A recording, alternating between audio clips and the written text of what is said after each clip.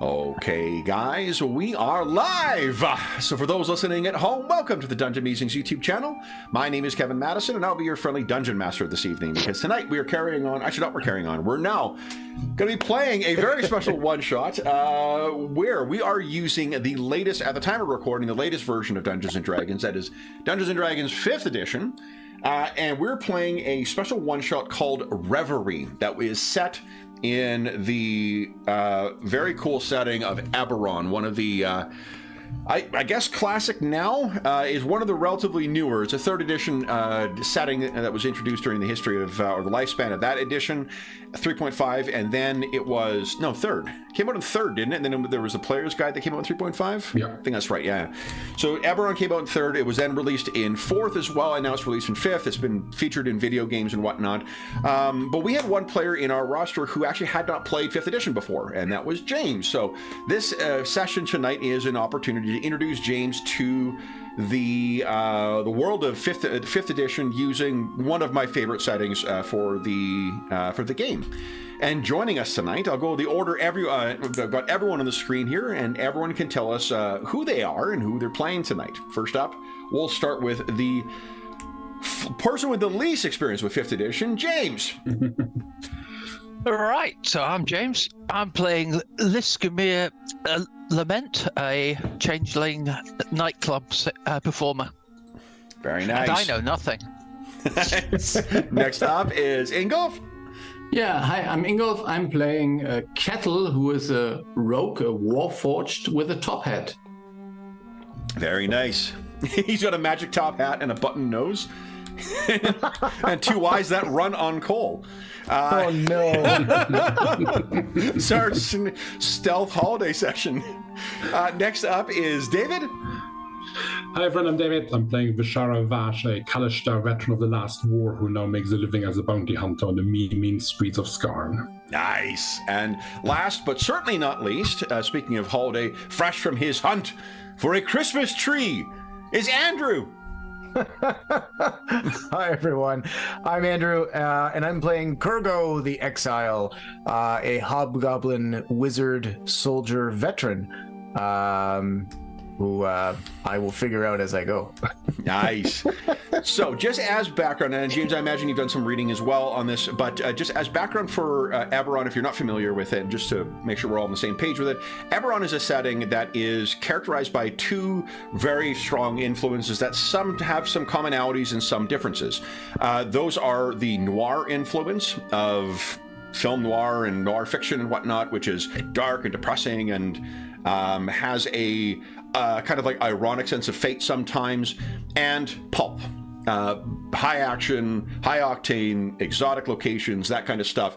And Eberron as a setting is also featured. Both of those 2 elements, I think, probably had, if not their highlight, like one of the strongest periods is in the 30s, which is also a very strong influence on Eberron, because Eberron, as a default setting, is set in post-war, this was the last war, let's never have another war like that era. So one of the things I particularly like about Eberron is that it is a setting that is trying to put itself back together after 100 years of war, after a event called the Last War that cataclysmically came to an end with an event called the Morning. Eberron, prior to the outset of the Last War, was dominated by 5 different nations, which are still referred to as the 5 Nations. The war ended a couple of years ago when, for some reason, some magical cataclysm absolutely consumed one of those nations. And ever since then, there has been a mystic haze that has hung in there, and horrible magic gone wrong things are dominating in that nation. The region in the 100 years of conflict has splintered, and where there was 5 nations, there are now multitudes of nations that have come out of that. Some from nations that have just pulled themselves apart, some that have declared freedom from what otherwise would have been a colonizing force. And while they still refer to the 5 nations, one of those, Seer, no longer exists.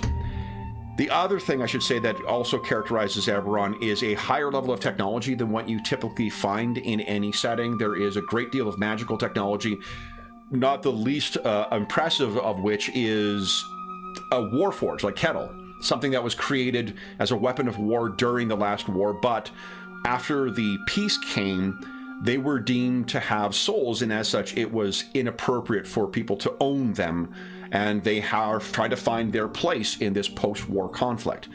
While the last war has ended, the intrigues between the various nations, those that started the war and those that came into existence throughout, continue to conspire against one another, in addition to other darker, older things that well predate the Five Nations or even the humans' arrival on here.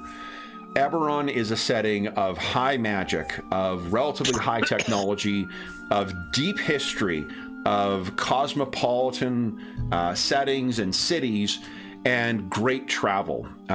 If there is any story you could conceive of telling in Dungeons & Dragons, it could be told with an Eberron bent, and there are some stories that only Eberron could tell that you could not tell in other settings. So it's part of the reason why I love this setting so much. It's such a unique and distinctive flavor. However, it is soup to nuts, top to bottom, a Dungeons & Dragons setting.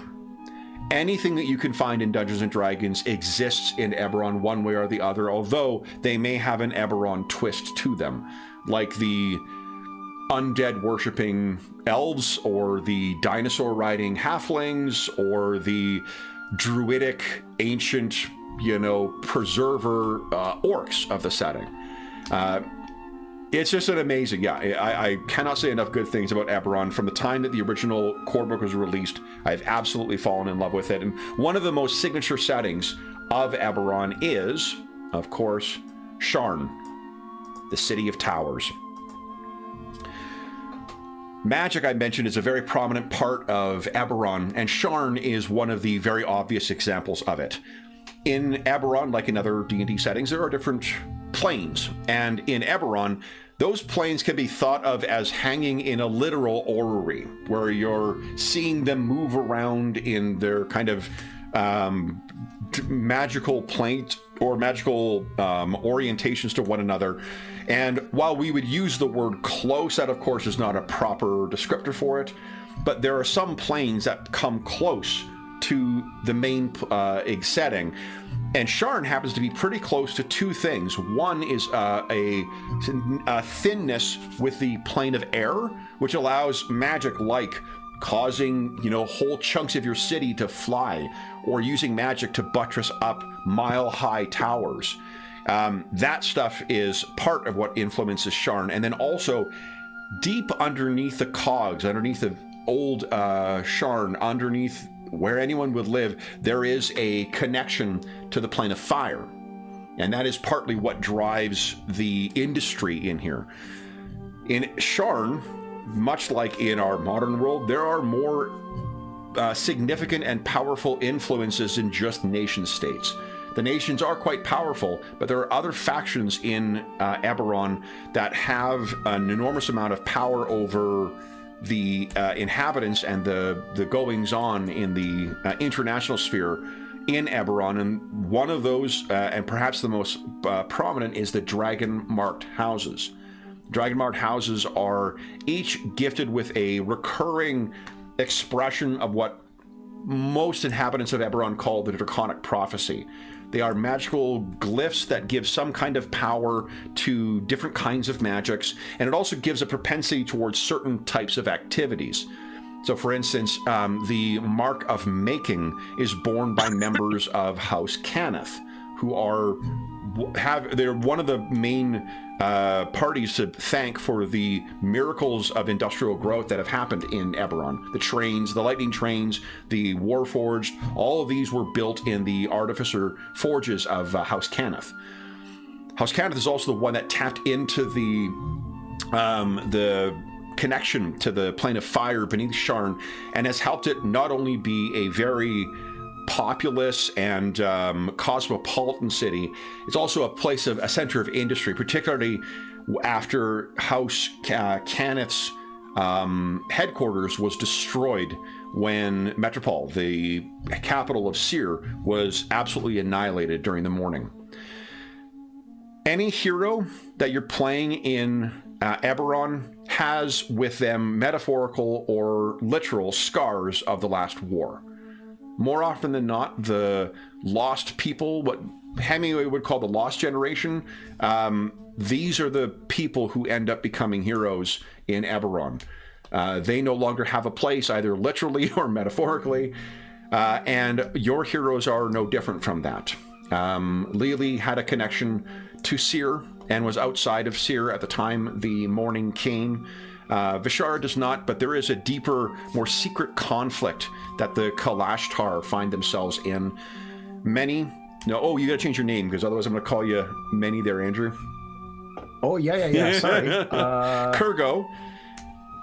Kurgo is in exile. His entire mercenary platoon died in Seer while he was back fighting for them with their paymasters. And afterwards, other things happened, and Kurgo now finds himself without a homeland, without a people, and without a unit. And Kettle, well, Kettle is probably the most literal depiction of it. Something created only for war, who is now trying to find a place for himself in this world with his newfound freedom and recognition of personhood. That is the grander tapestry. Another thing I want you to bear in mind when we talk about Sharn, because our entire tale tonight will take place in Sharn, is how fucking humid it is. I don't know this for certain, but I have a feeling that pre-World War II Bangkok may have also been an influence on this, because it has a vibe of like this jungle, humid, Graham Greene style, people sitting around in linen suits from far off countries scheming against other people from far off countries, while the locals are, thrown into their own, into this grander secret war that is being fought between them. Sharn, for ease of reference, is divided into two different levels. It is a vertical as well as horizontal city. Things that you need not worry about tonight are the Skyway, the Upper City, the Middle City. You need only concern yourselves with the Lower City and downwards. The neighborhoods in Sharn are also set out by what different plateaus they originally were built on. But on the left, I think, gives you a good idea of a good day in Sharn, when the light is hitting properly and you can see it coming down through those towers, and you can see industry and activity and whatnot. On the right, you can see the reality of many who live in the lower city. You can see the darkness, the eternal shadows. Think of what the downtowns of the worst overbuilt modern cities are, and then move all those skyscrapers in much closer together. And then while doing so, also add in tons of interlocking walkways and whatnot that go across, so that it casts other, stranger, lighter shadows. And then imagine that deep underneath, from Khyber, the realm underneath the surface of Eberron, there are also dark and dangerous things that may be climbing themselves up, and who may find places to hide in those shadows. So that is where our story starts, is in one of those lower city districts. I believe it's Firelight. There is the place that down in the lower city where people like to go and slum when they wish to get some, earthy activities or earthy exposure to the low life. They want to slum it up for an evening. That is a neighborhood that is adjacent to Firelight. Firelight is where you go where you really want to be in trouble. And it's in there that there is a lounge that is called the Reverie Lounge. No one really knows what was there before, because all people remember now is this Reverie Lounge run by an orcish woman named Opal. Opal is the proprietor of it. She also has not only proven to be a popular place to go and connect, because it's said that Opal used to be a member and a powerful member of House Thrashk, which is a bearer of the mark of finding bounty hunters and trailblazers and spelunkers and people looking for resources all call on House Tharashk. But she doesn't have any official connection to it any longer, and no one's seen a dragon mark on her. What she's known for is outstanding taste in two things. One, in liquor. You cannot find better and a wider variety of liquor than at the Reverie.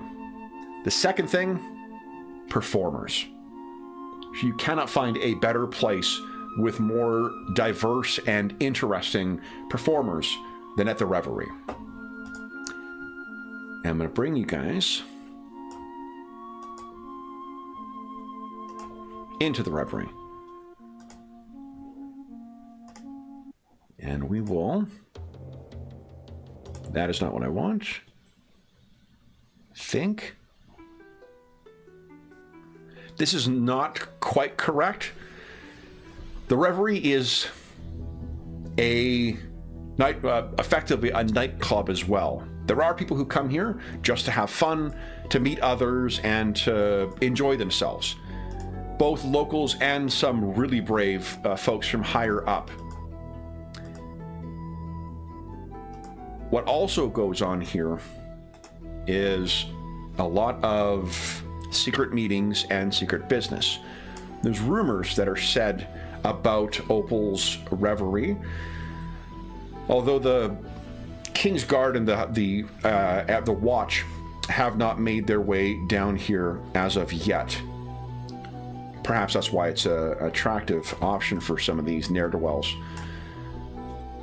But one of the things that it's said is that if you need help finding something or someone, and you have not the money to pay, there are sometimes folks at Reverie who will help you.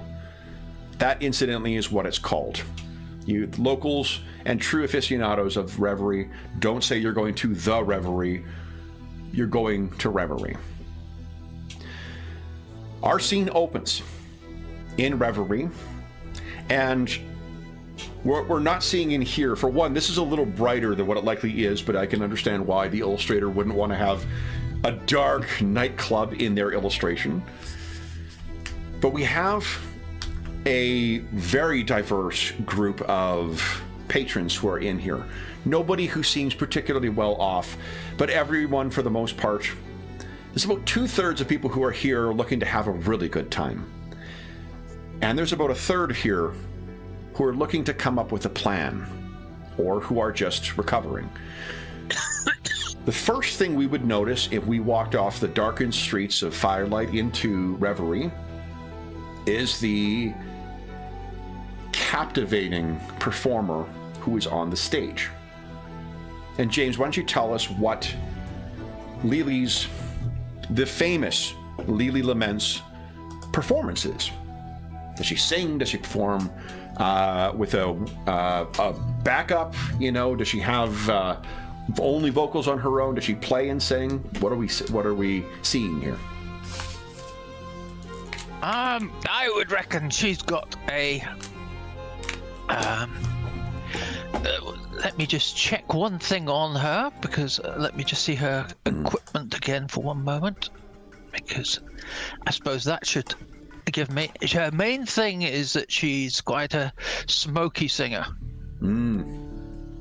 and otherwise she accompanies that with a little work on the dulcimer. Okay. And a backing band, musicians who just, it's all very low key. And it's that kind of voice that just like compels silence from folks. Exactly. So when she gets going on late at night, then that's when the hubbub drops of it, and they listen to her dulcet tones. And while the streets outside of Reverie are, I think that's a little too loud. Hold up.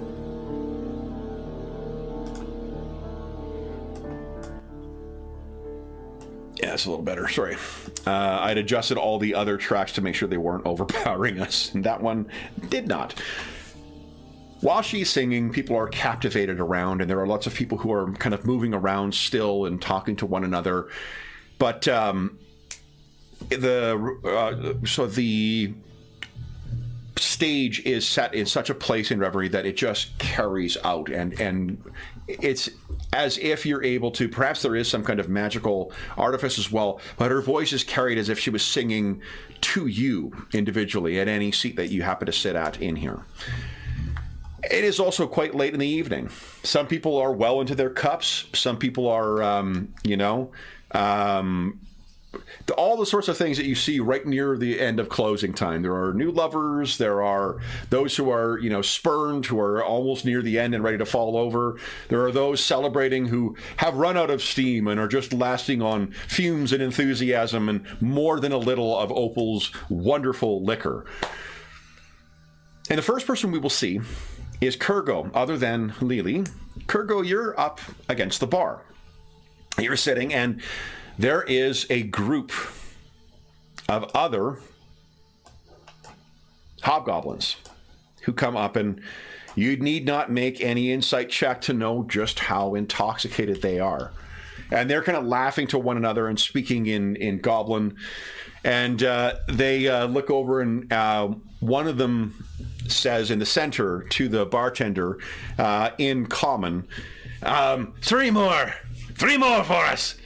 And the one guy on the end sees you, and he's like, oh, 1 more for our friend too. And then they look over, they see you, and one's like, he's not getting nothing from us.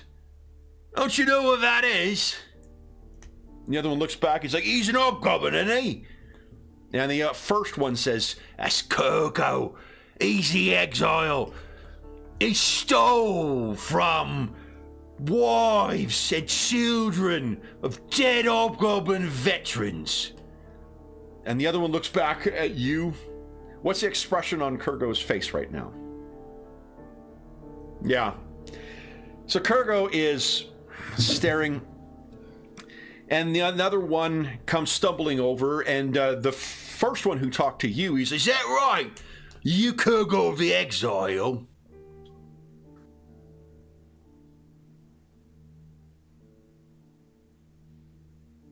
Oh, it's our first opportunity to toast Mo?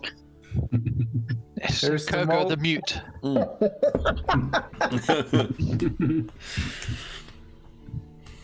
Well, that certainly puts it's wind out of the sails there. I can insult you further if you want to get that head of steam back up. You steal from widows and orphans? I scowl back, slam the pewter tankard down on the bar, foam and beer kind of spilling over. How the fucking dare you? Who the fuck are you to talk to me? Why don't you give us an intimidation check, please? Let's see how you do here. This might be triggering for him. He does not like intimidation. Oh, 11's so pretty good. You could astonishing fortune that if you want. I'll see where this goes. Okay. So the other one says with that backup, not to play into hobgoblin stereotypes here, it's more likely the intense inebriation. But as soon as you say that, he kind of, who are you talking to? And 2 more of them kind of back up to you, and then one walks up and says, hey, a fourth one. What are you lot doing? That's Kurgo. And the first one's like, yeah, he's a stealer. And he's like, that's lies. Lies from the paymasters.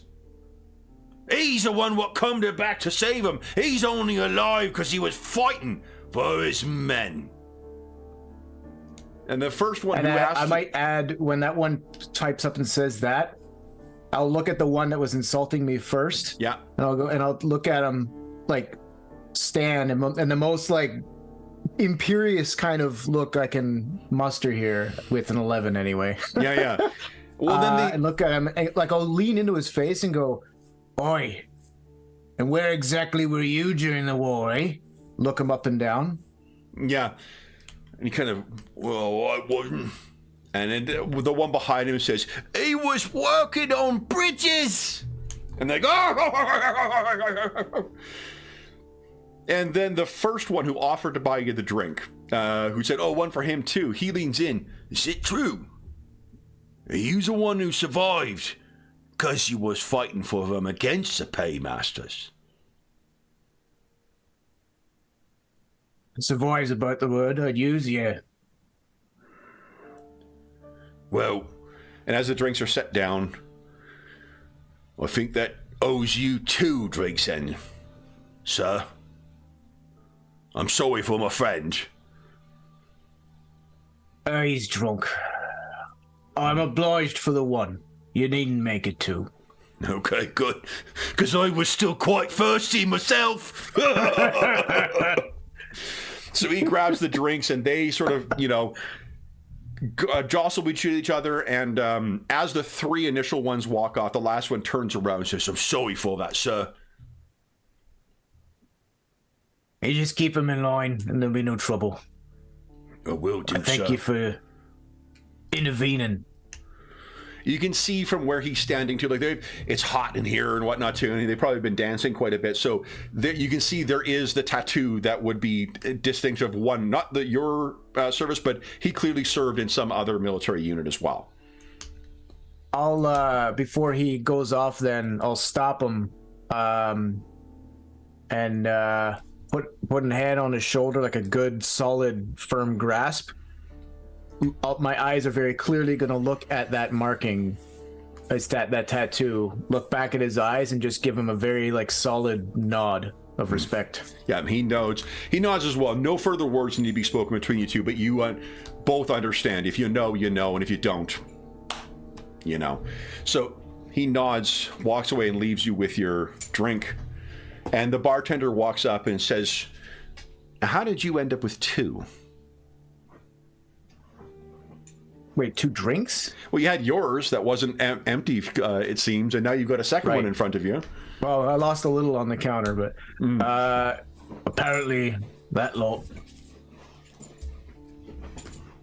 Shrugs, cleans up the spilled beer, puts yours back down, and then goes back to service others. Our camera would kind of pan across the busy crowd, Lily's gorgeous voice filling this... accompanied incredibly well by her playing and by those behind. I do not have one loaded, but this is a very James, am I right in thinking he had kind of like a Billie Holiday style torch performer? Yeah. I'm nothing if not predictable. That's awesome. Yeah. So, and I think there's a quality that of there are certain one of the things that Lost Seer was known for was its artistry, and there was a specific kind of dance called, I think, a tago that all Sirens knew how to dance it at the time. So I'm picturing that maybe some of your closing songs, Lily, are like rescored Siren classics. Does that sound right? Mm-hmm. Yeah. That's always not to steal from it, but it's almost like repurposing old minstrel songs into jazz, standards kind of thing. So the camera would go across, and what we would see now is Vishara and Kettle sitting at a table. And they're in deep conversation with someone who is, let's say that they are, oh, hi, sweetie. Anna says hi.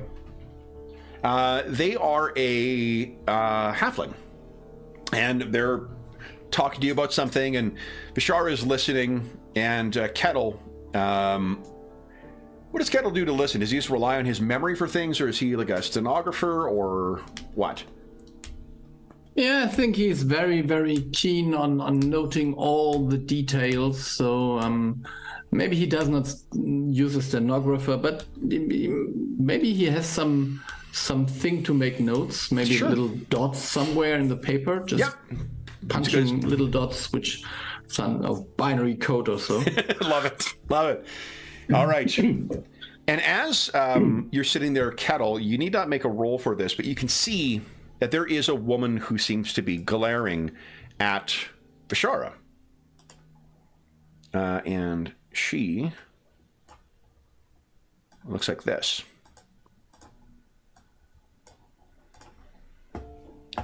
You can choose to give us an insight roll if you want to try and gather further information, but you can definitely tell that there is an eye full of stink, and it is trained directly on Vishara. Yeah, I think I will go with the insight roll. Go right ahead. Certainly. Look at that. Okay. Couple things that you notice. For most folks, it's sometimes difficult to tell a Kalashtar from a human. There's no distinctive thing like, pointed ears or whatever. There are unusual colored eyes are quite often, but you've spent enough time around Vishara to know Kalashtar when you see one. For those who are unfamiliar, Kalashtar are a race that is not from, or an ancestry not from Corvair, from this continent originally. They are refugees from not only another continent called Sarlona, but in fact, partially refugees from another plane. They are the fusing of spirit and flesh of dream spirits, effectively, that were losers in an insurrection against a tyrannical force called the Dreaming Dark.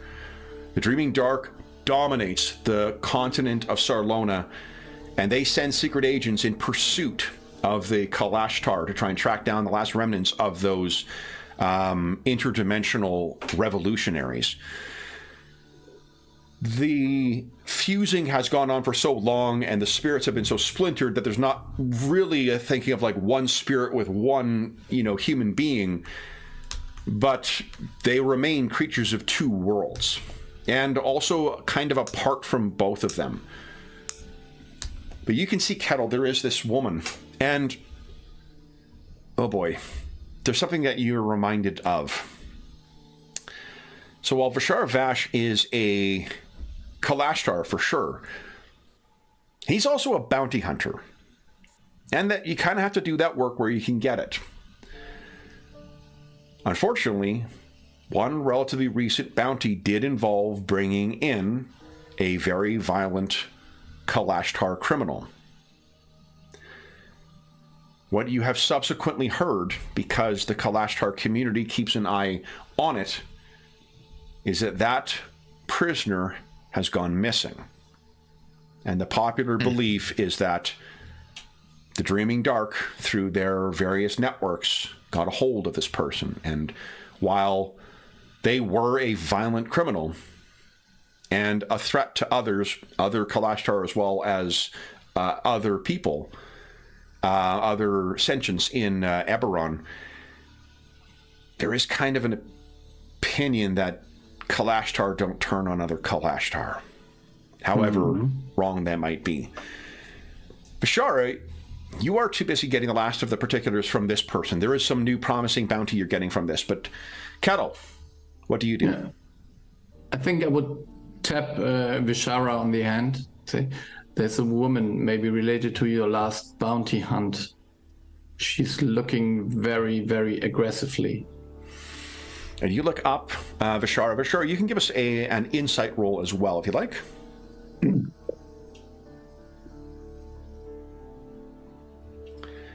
Oh, you're fairly certain this is a sister.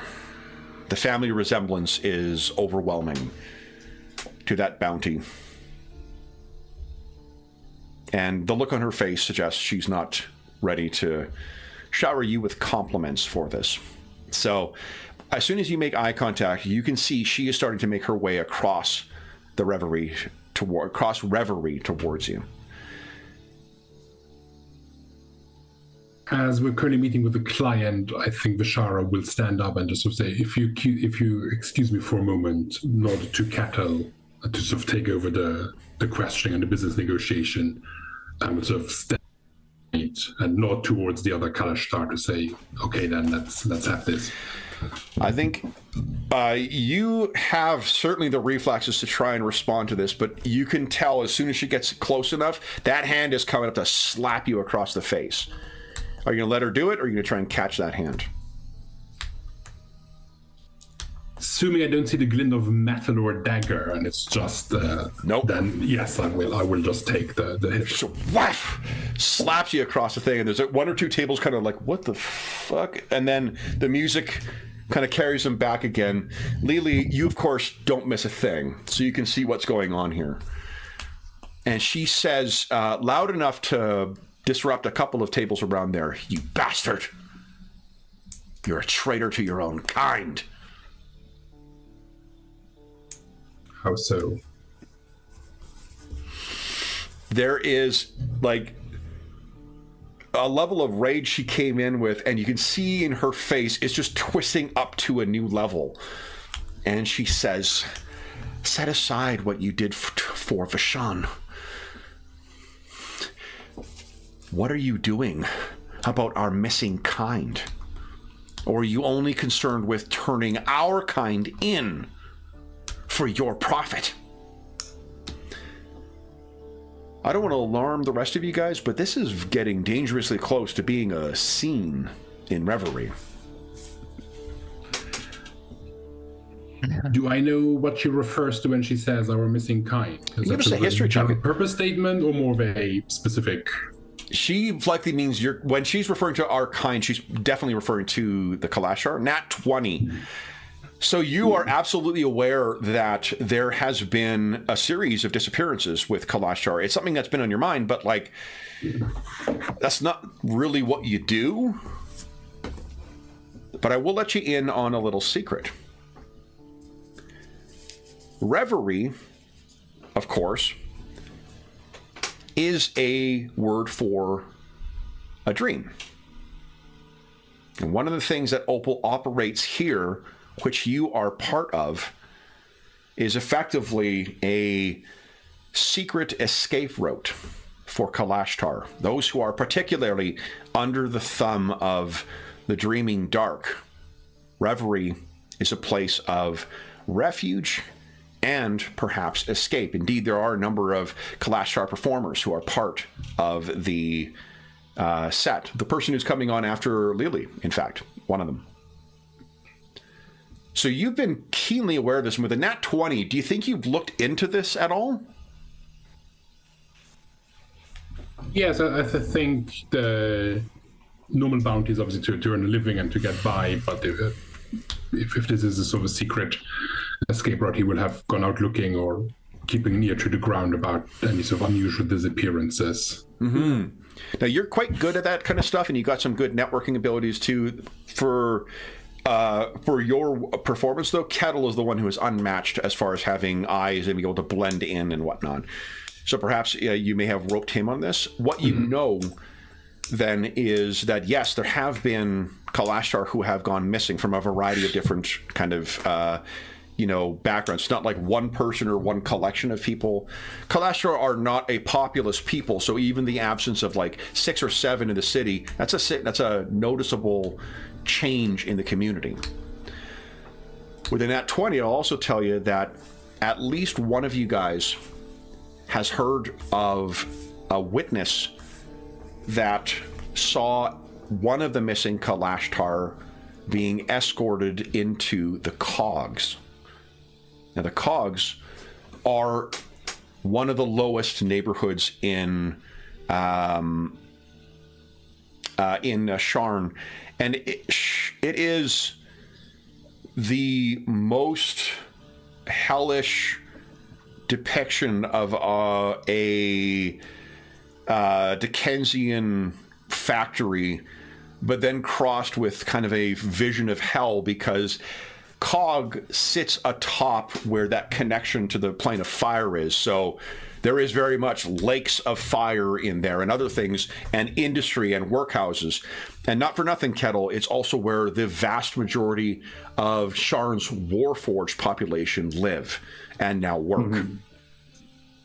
There is also a substantial goblin community down in Cogs as well, although they seem to less be inclined towards work and more inclined towards mischief elsewhere in the city, and just happen to live in Cogs. So that's what you know thus far. She has just smacked you a good one across the face, What do you wish to say? I think I would speak into her mind rather than continue this out loud, as it's drawing enough attention. She was speaking Quarry as well too. I forgot to say. So the language only the Kalashtar really, speak. So I would speak. Yeah, I think we would do the mind link would probably be our native language. Yeah.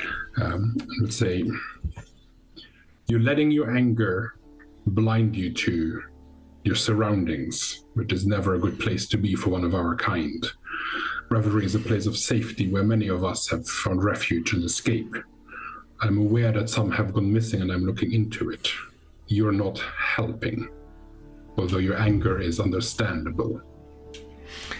Give us a persuasion check, please. I would grant you advantage with it, but she's got a head of steam worked up, so it's probably just at 17. Oh, it's perception.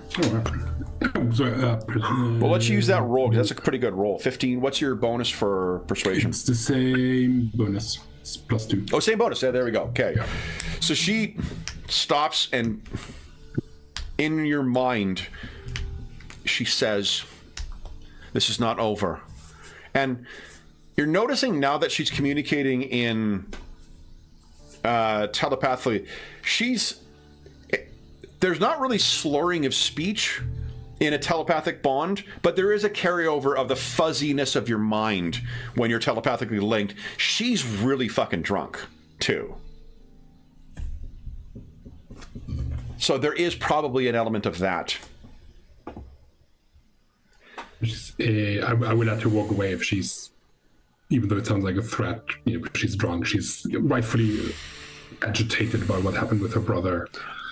I think what happens is her colleagues come over and are like, there she is. They walk over, they collect her, they bring her back to their group. She throws a bit of a fuss and then, storms towards the front door. As you come back, Kettle has finished up collecting the information. The little halfling shakes your hand, and then they hop off and head off into the evening, leaving you two to sit down. Or Kettle is sitting, obviously. You now can come back. Yeah. As I sit down, I think I will say to Kettle, you have such a keen eye. It's rarely possible for someone else to tell us apart. But well spotted. She was indeed of my kind and troubled. Mm-hmm. Yeah, I think it brought us a new client. I could convince the halfling that this scene makes us makes proof that we are very successful in collecting bounties. Excellent. So then, Vishara, as you are going, are you going to sit back down again? Yeah, I think I'll sit back down. Okay. As you're sitting down, I'd like you to give us a wisdom save, please. The DC is 15 on this. Saving through, so there we go. Nice. God, so 420 is loving me tonight. As you are sitting down, don't say it so loud. We can't let it hear. As you're sitting down, oh shit.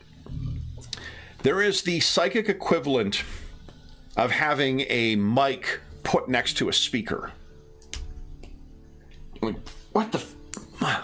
And as you, Kettle, you can see him wince as he did that. And what is your first thought, Kettle, when you see him, like, obviously in pain? Yeah, I would look around because I would consider that someone is attacking him, and I would opt that this is the woman we just saw somewhere. Yeah. So I would look for her. Yeah, give us a perception check, please. I think, do you have any modifiers or anything that lets you roll with advantage, or is it just that you've got a huge bonus with it? No, I have the talent to re-roll a natural 1. Oh, okay. All right. So 14, how are you feeling about that? Or you want to astonish your fortune that? Yeah, I think, well, maybe I should. Shouldn't I? Come on, it's time. Yeah, I should. Use it. It's... Yeah.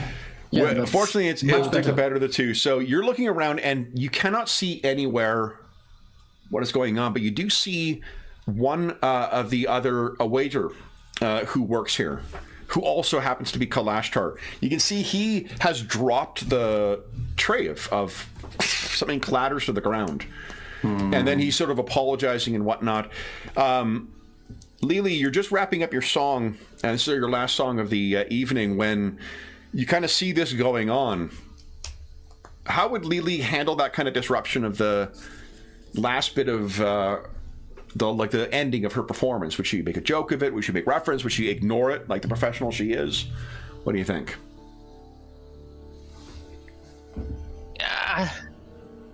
I think she'll end it off with a small change to the lyrics, just to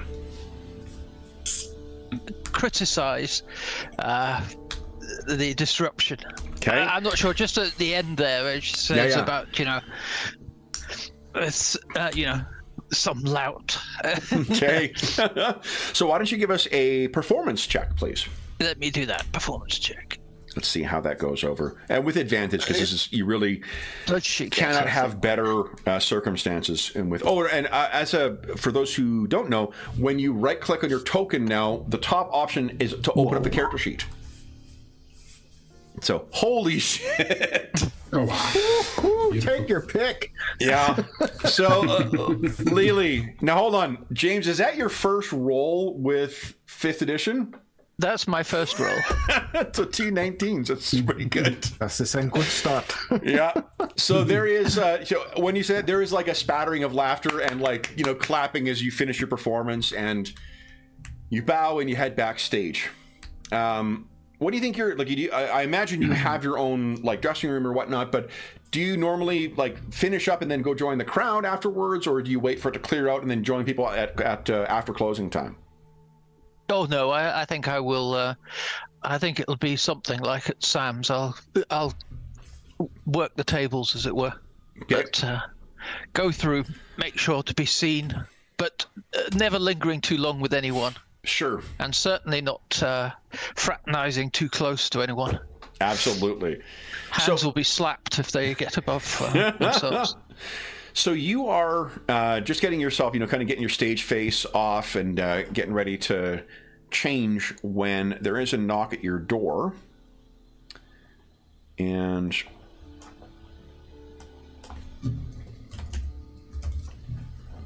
the door opens.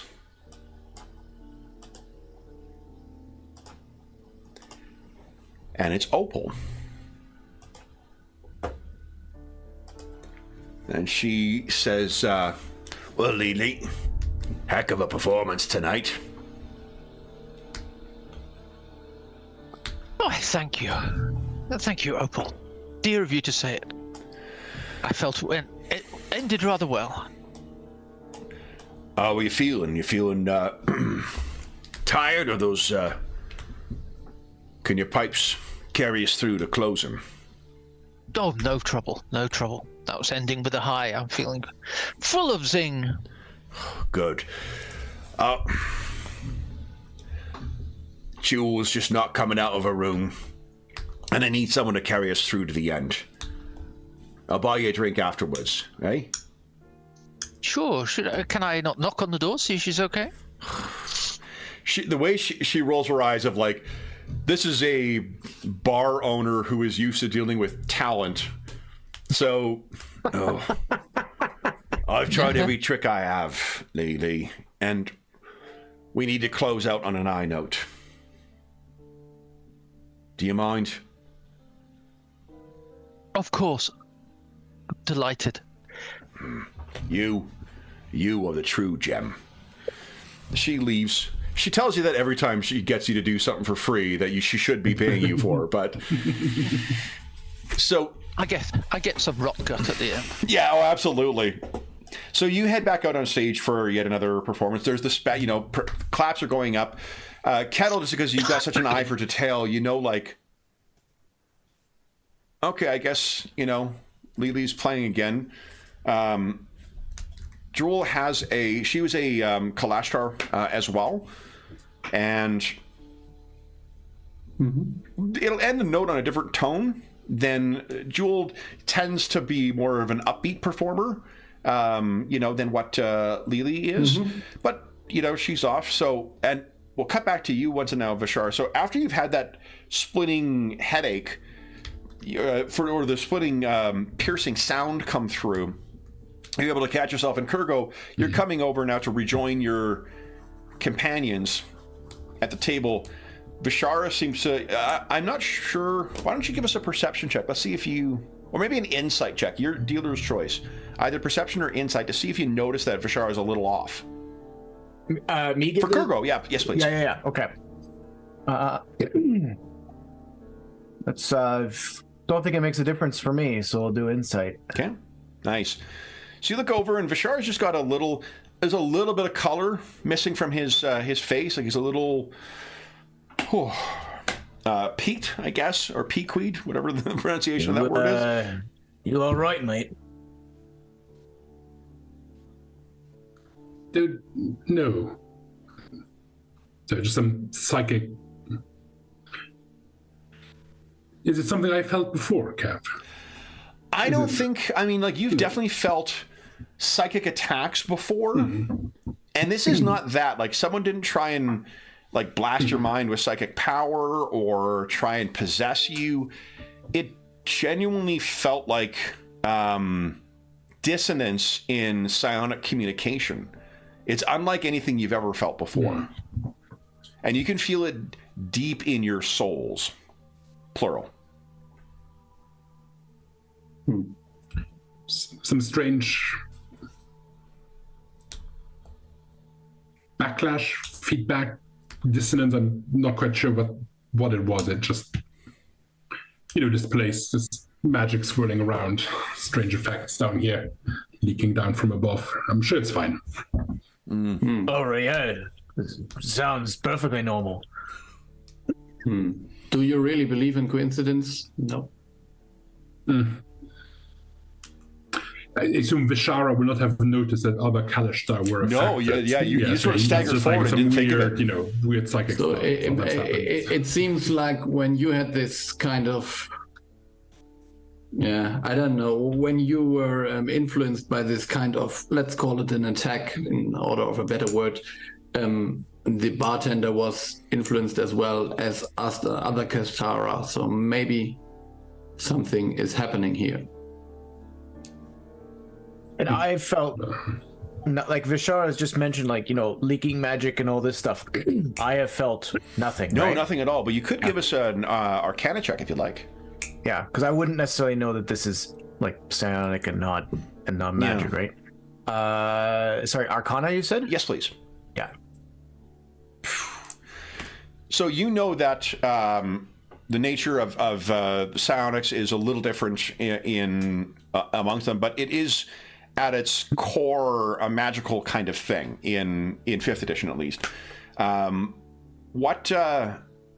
What I think you can tell is that if it's only the Kalashtar, there are other, species that have telepathic abilities. There are other species that have some element, and other practitioners who are gifted with psionics and are able to make use of them. Even some wizards, some mind wizards, make use of stuff like that.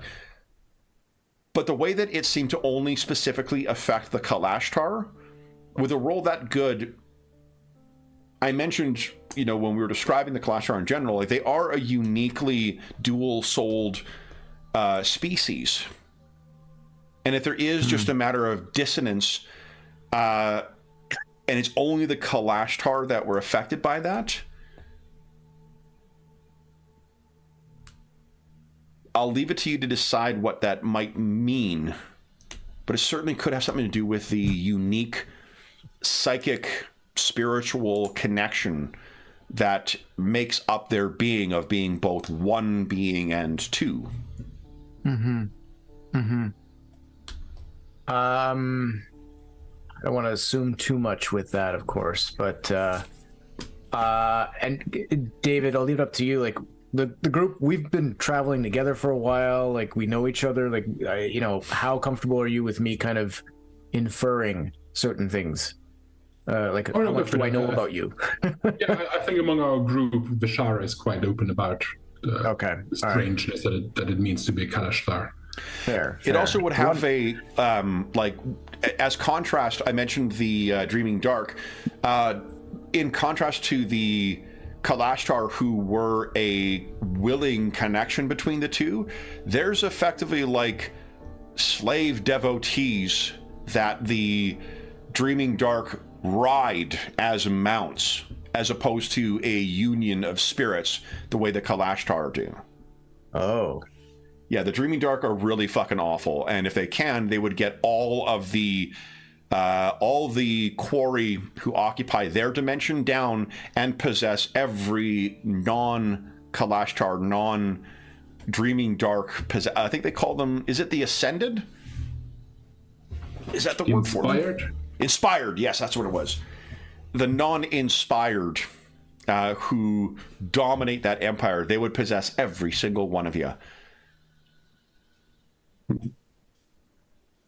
So to fully appreciate the threat that Kalashtar are under would be to necessarily understand the unique nature of their spirit.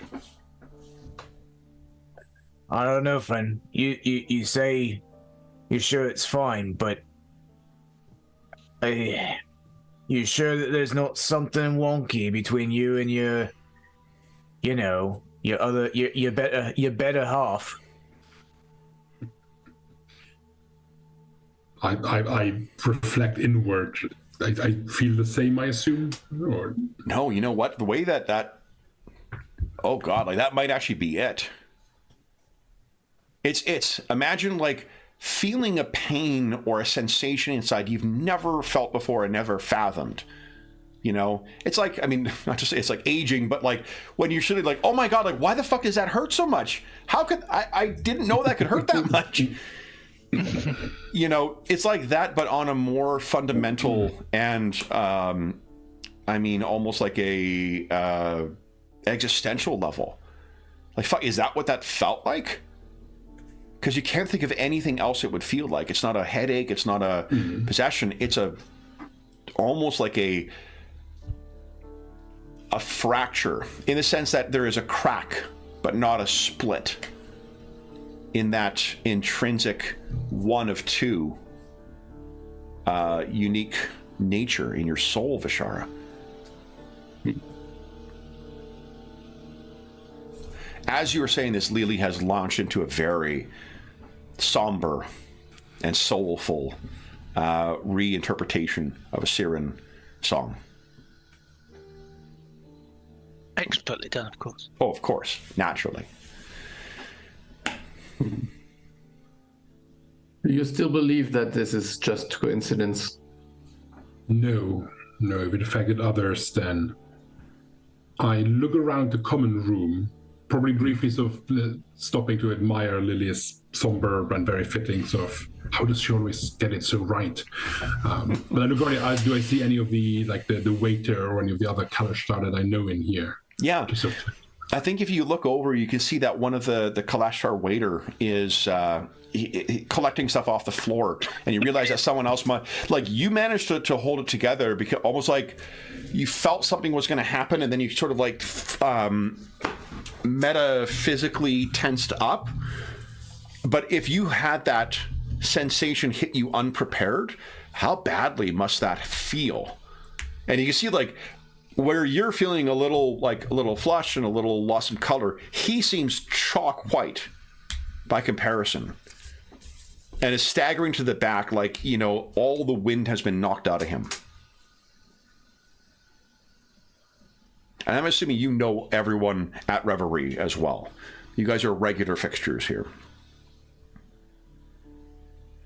In Kettle's case, kind of literally. Let's put him on the wall and no. That's racist, Kev. Come on. So, what do you guys do while Lily is finishing up her final set? If anything, or are you just trying to recover from where you're sitting? I think if Vishara can see the waiter, I will speak into his mind if he's within 50 feet. Yeah. Yeah, he probably is. I mean, worse than worse, you can just wait till he's close enough, and then what do you say? I will just rephrase this. Like, I know you have felt it too. Are you okay? And also, do you know what it was? You felt that too? What was that? I do not know, but I am worried. It seems to have affected all of us. I feel hollow and sick. And what he's describing is you feel a much milder version of that. But yeah, it's something like at the nexus of like a heart attack, a panic attack, and a flashing of chronic pain. Right? It would be it would be a very difficult to describe sensation, and it seems like he was hit with it worse than what you are. You can feel that his psychic connection is trembling, like he has really been, he's really been hollowed out by it, metaphorically speaking.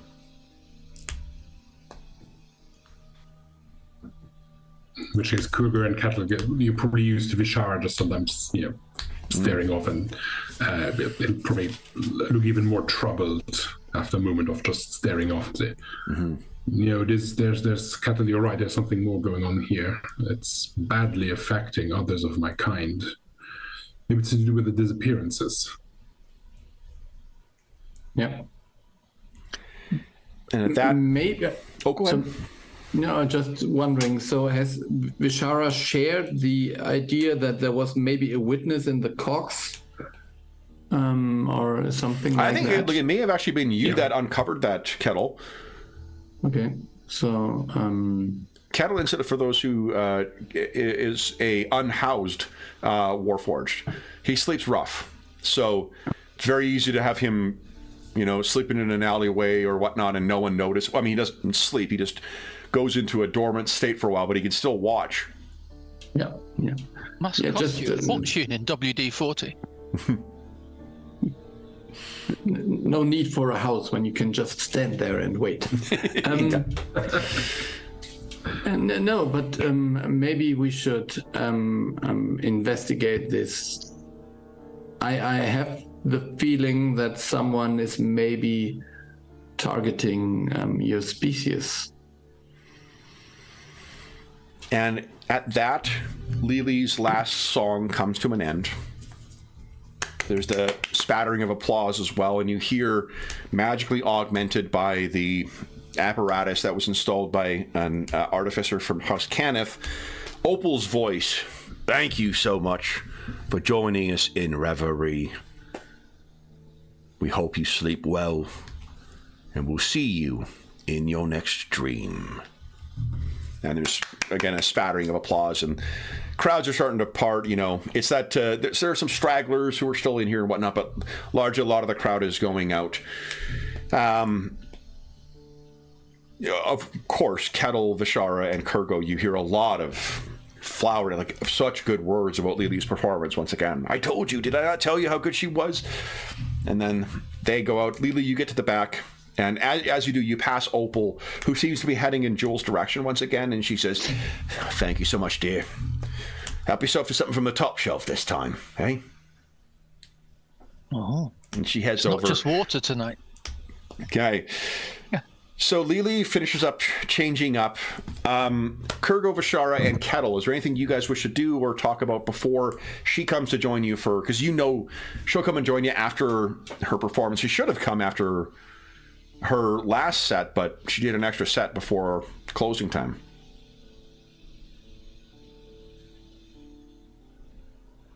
Nada?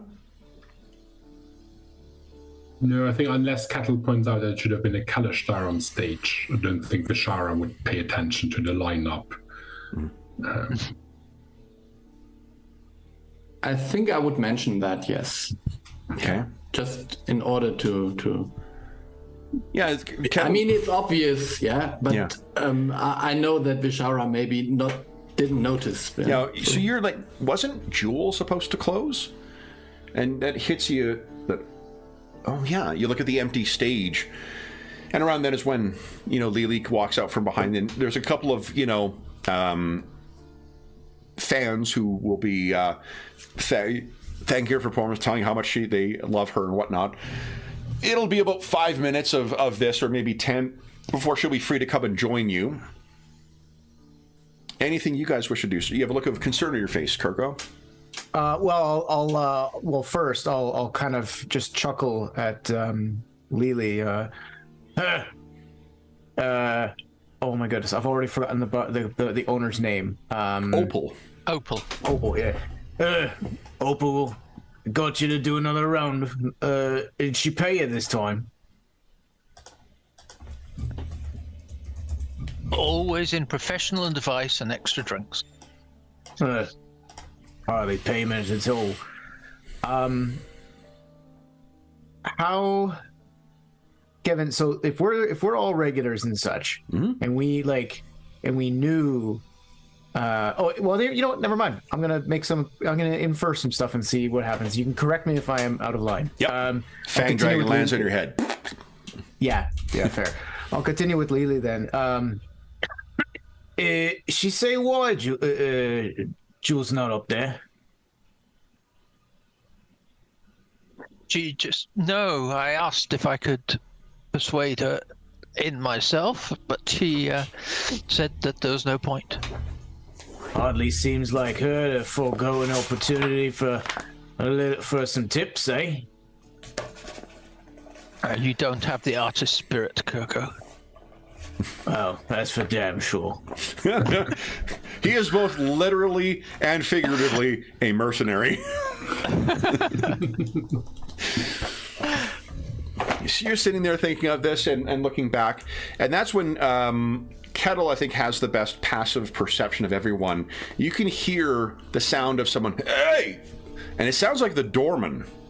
The doorman is a burly half-ogre who, Lord knows where Opal found him, but he shouts, and then you hear the sound of him crashing to the ground. People should be coming in now. When Opal says Reverie is closed, Reverie is closed. Oh, you're muted again. Another toast to to Mo. Yeah, I would just say grab your weapons and get ready. Someone is breaking in. Okay, so you all sort of look at one another, and let me indulge in a dramatic reveal here. So I'll show you who comes walking in.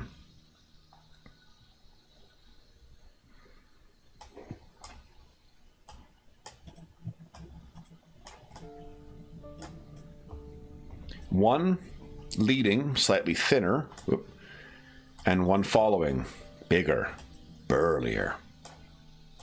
Huh.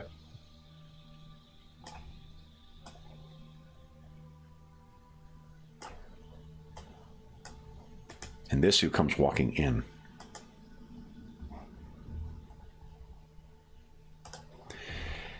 The lead figure, as he is walking in, has that disquieting grin on his face. And their hair seems to almost be drifting on an unseen wind, as if slowly moving around, or perhaps suspended by liquid. The companion, a shifter, stands a good 6'8", towering over this man, and seemingly the way he looks around the room, looking for something to inflict some kind of unspoken offense onto. Spoiling for a fight would be an understatement with him. The way he pants suggests that you may know what has happened to your half-orc bouncer. So as he walks in, do any of you do anything? He walks in and kind of walks into the center of the area where all the tables are, and the lead thinner guy is just looking around, but he doesn't even seem to be looking. It's almost like it's like a predator, just listening and gliding, trying to hear sound of its prey. Opal isn't back. The bouncer is down. What do you guys do?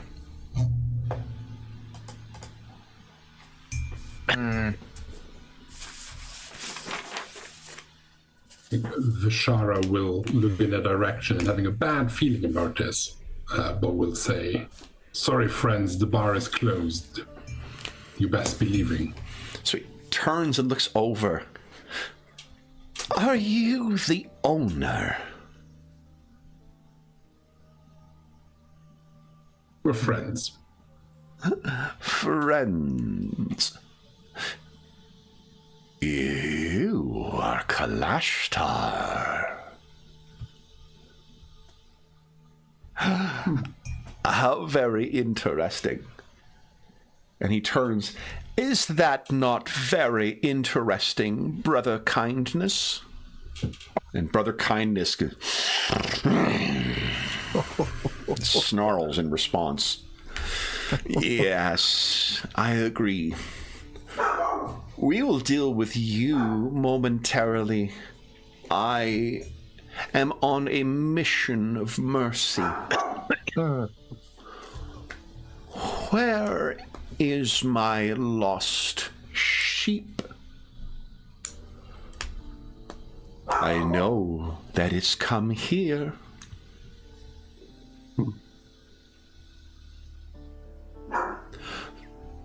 Does Reverie allow weapons?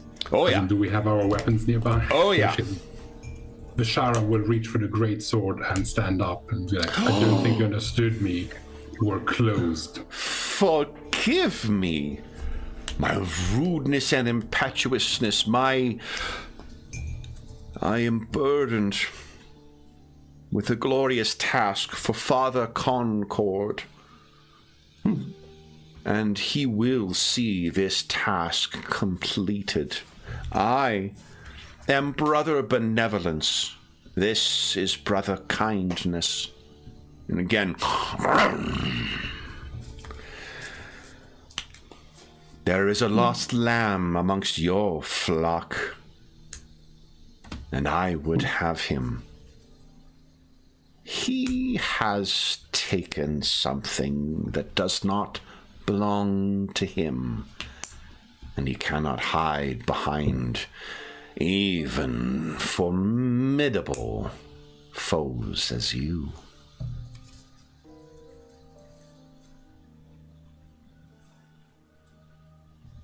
So is this a business proposal?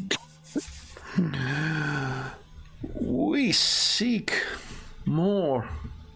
We are heralds of more than mere commerce, creature. The many of your kind have seen the light. Father Concord brings grace to those who attend the chapel of the eternal spirit and sanctified flesh. Even those without flesh. And his head kind of cocks to the side. Kettle.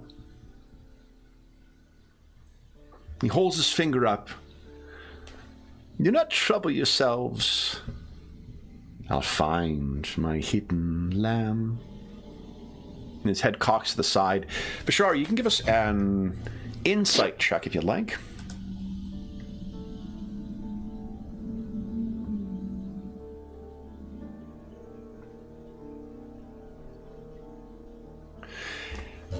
He's doing some kind of psychic, like, search with some kind of psychic sense of some kind. You can feel it. Let me put the names down for these two uninvited guests here. Apologies if I spelled benevolence wrong. As I'm typing, I'm like, I really should double check that before I...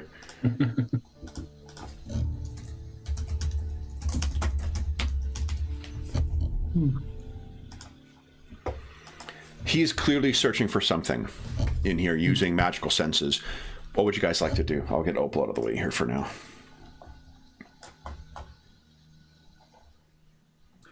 Do we see the doorman? Is he sort of... If you stood up and kind of interposed yourself between them and the stage, yeah, he is down and he does not look like he's getting up right now. He is unconscious, at least, perhaps dying. If you spare a look down, you can see Brother Kindness's hand has blood dripping from it. Oh. Okay. So I think he's interfering with our businesses, or those both are interfering with our businesses, and we should not tolerate this. Then, if I may be so bold, you need not click on your token. Everyone can just click on initiative. Oh, man. Yeah, it's pretty awesome. They've it doesn't work with all of their official sheets, but it works with some of them, which is quite nice. Nice kettle. Okay, and I forgot to clear from before. Let me clear out the people who are not there, not there, not there. We got a bunch of NPCs. I apparently neglected to clear the thing. So we got Vishara, Kettle, Lily. Who are we missing here? You're missing me. I'm just noticing a couple things. The initiative seems to be in decimals. Yeah, because dexterity or ties. Oh, yeah. Okay. And then just a question then. I notice on my character sheet, tactical wit, I give myself a bonus to initiative rolls equal to my intelligence modifier. Has that already been included in my sheet? I think so. Let me double check. It'll be under the final tab. The cog tab, that's where you add your Cog tab? Oh, okay. Initiative modifier +3. You see that? I'm so sorry. Initiative modifier 3. Yeah, okay, so it's already worked in. Worked in there, yeah, so it should add. Okay, great. Here we go, 17, yep, nice. 17 okay, let me quickly yeah. put hit points down or a health bar for these things. And as I do that, I will roll their initiative. Oh, he's already got a turn. Madison, don't get greedy. Okay. Not great. And, well, let's give him his health bar. Huh. I know, sweetie. So it's swapped out the intelligence for the dexterity instead. No, I should have added it on top of.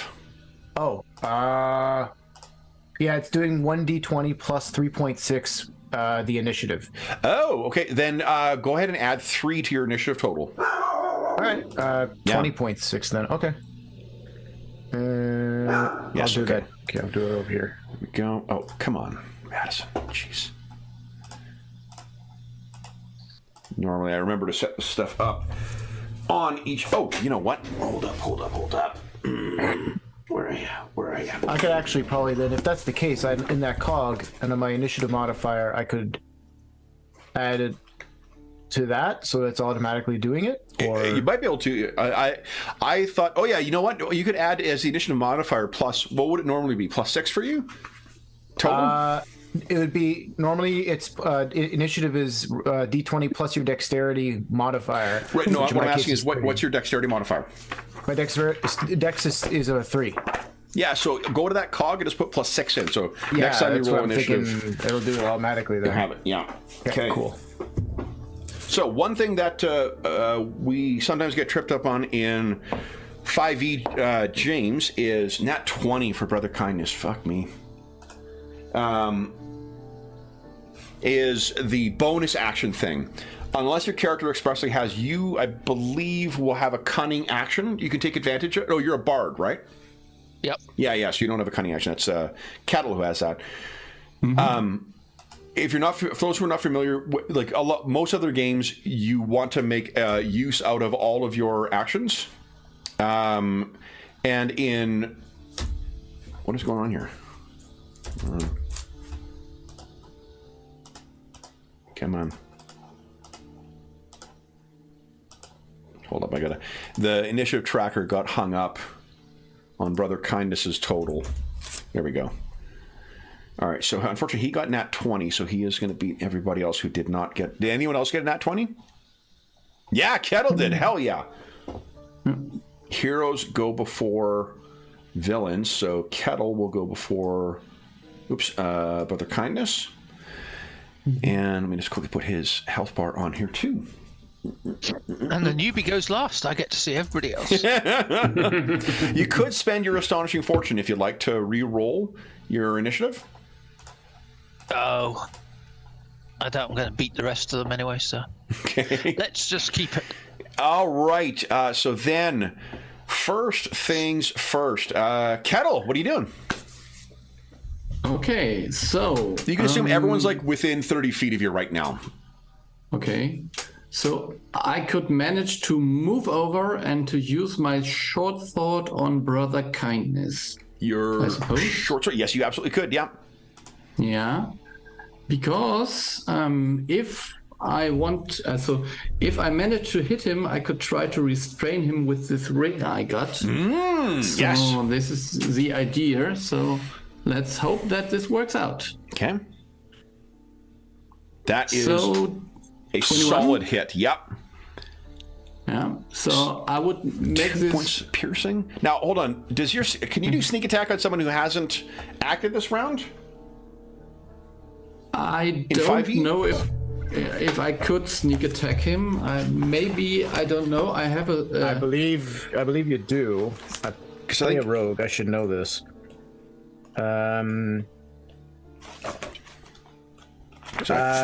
Wait, rogue. I keep trying to You look at can thief. use a sneak attack. You can use an extra d6 damage when creature roll if you have advantage on the attack roll. You do not need advantage on the attack roll if another enemy or of the target is within 5 feet of it.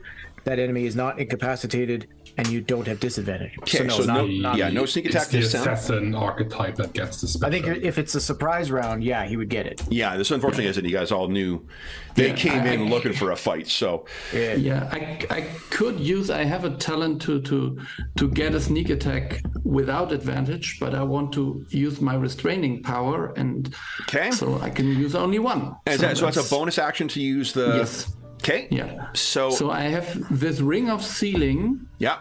Which means when I hit a target with a melee attack. Yeah. I can use a bonus action and expend one charge to restrain the target if they fail a DC 17 Wisdom saving throw. Ooh. What do the bands look like that are going to restrain this thing? So I think it's kind of chains, mystical golden chains that restrain the target. Begin flying around him. I rolled a 17 on the nose. Yeah, with wisdom, so it begins binding around him, and and it shatters off of his massive chest. Then a try. Do you have a cunning? Oh, use your bonus action already. Then, Brother Kindness. Well, he didn't care for that, so he begins shaking and trembling with rage. And what you see is, while, like most shifters, there is an animalistic nature to his form, this is replaced by a towering and utterly bestial replacement. Cool. One of the neat things with this is a revision from the most recent version of Eberron. They used to say that it was unclear what the relationship between shifters and lycanthropes were, as far as like the heritage. There's a couple of species in Eberron that are like clearly have kind of like a monster heritage to them, and shifters are one of those. Changelings are another one because of the doppelganger thing.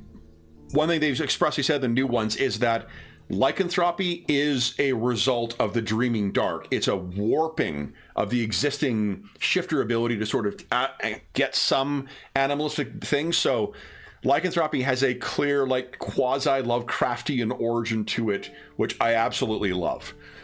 What you're going to love less is what this thing's about to do to Kettle. So it roars. Kettle, what's your AC?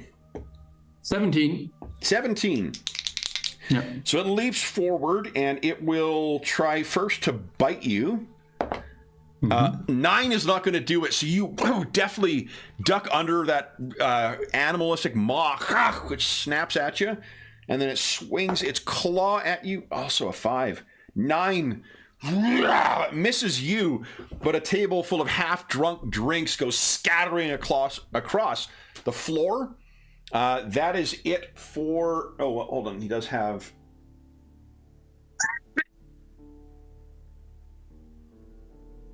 Yeah. You can see that those wounds that you inflicted on him are beginning to stitch. Oof. I cannot see Brother Kindness's health bar. Brother Kindness is... Oh, okay, hold up.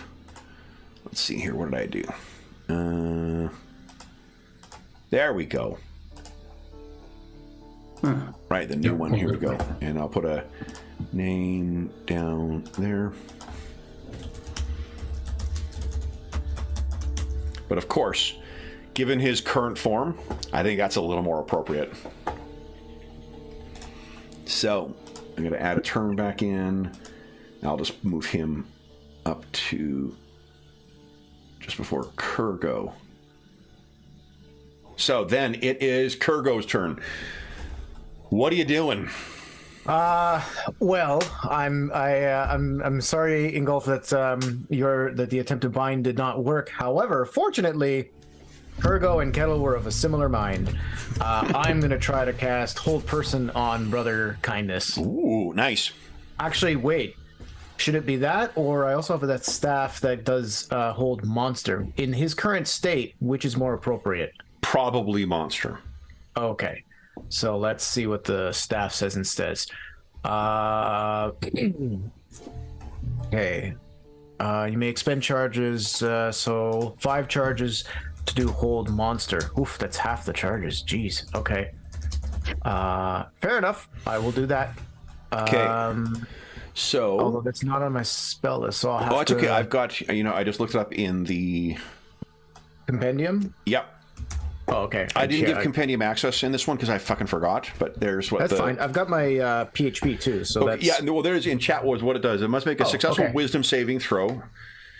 All right. So it's the same as Hold Person, it's just for monsters instead of... Yeah. What is your Hold Monster manifest as when it comes from your binding staff? Oh, it's a ugly like green lightning that grasps out like a claw, and just tries to like clench him in its talons. Okay. It's aggressive, very aggressive. That actually seems to be successful, and it kind of is caught in that, and you're almost Ghostbusters style holding on to it from the end of your staff. Now, Hold Monster, like its Hold Personal equivalent, is concentration, but it's cast from a staff, so still need to maintain concentration. Yeah. Okay, cool. I mean, I'm Warcaster, so I should be okay. But yeah. All cool. right. All right. Do you have a bonus action you want to use, or? Oh, shit. Yeah, good point. Remember I said about bonus actions always kind of being a forgotten thing? Yeah, fair. I don't know, because my cantrips here are all actions, so I don't think I could actually do those. Sounds good. I'm done. Then Vishara, what are you doing? How close am I to Brother Benevolence at this Easily stage? could get within, well, your move could get you within melee combat. But am I more than 20 feet away right now? Currently, yes. Excellent. That's what I wanted to hear. In which case, I will ready my greatsword in both hands and sort of focus for a moment and activate my Boots of Pouncing. Nice. So that I think they're always active, so I will just sort of rush towards Brother Benevolence and strike at him with my greatsword, hopefully. Go right ahead. Successfully. Yeah. Yeah, that just barely hits. All right, so you got it's a 19-year-old. Holy shit. Yeah. I was near crit. Okay, so that is a solid hit. Is there anything else that is happening with your... Yes, because I had 20 feet, as I sort of rush towards him, it's with such force that he needs to succeed on a DC 13 strength saving throw or be knocked prone. Oh, wow. Okay, DC 13. To him. I rolled a 14, so it does stagger him back and nearly knocks him off his feet. Any other action? I will strike him with my second attack. Oh, yeah, you got multiple attacks, of course. Yeah, go ahead. I forgot, you guys are already 5th level.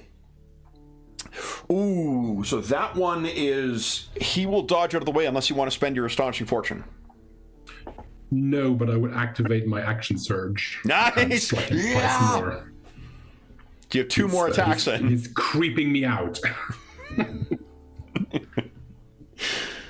I want you to appreciate the amount of thought that's been going in. I'm like, how can I make this as creepy as fucking possible? You're succeeding. Yeah, exactly. And you 1 more attack.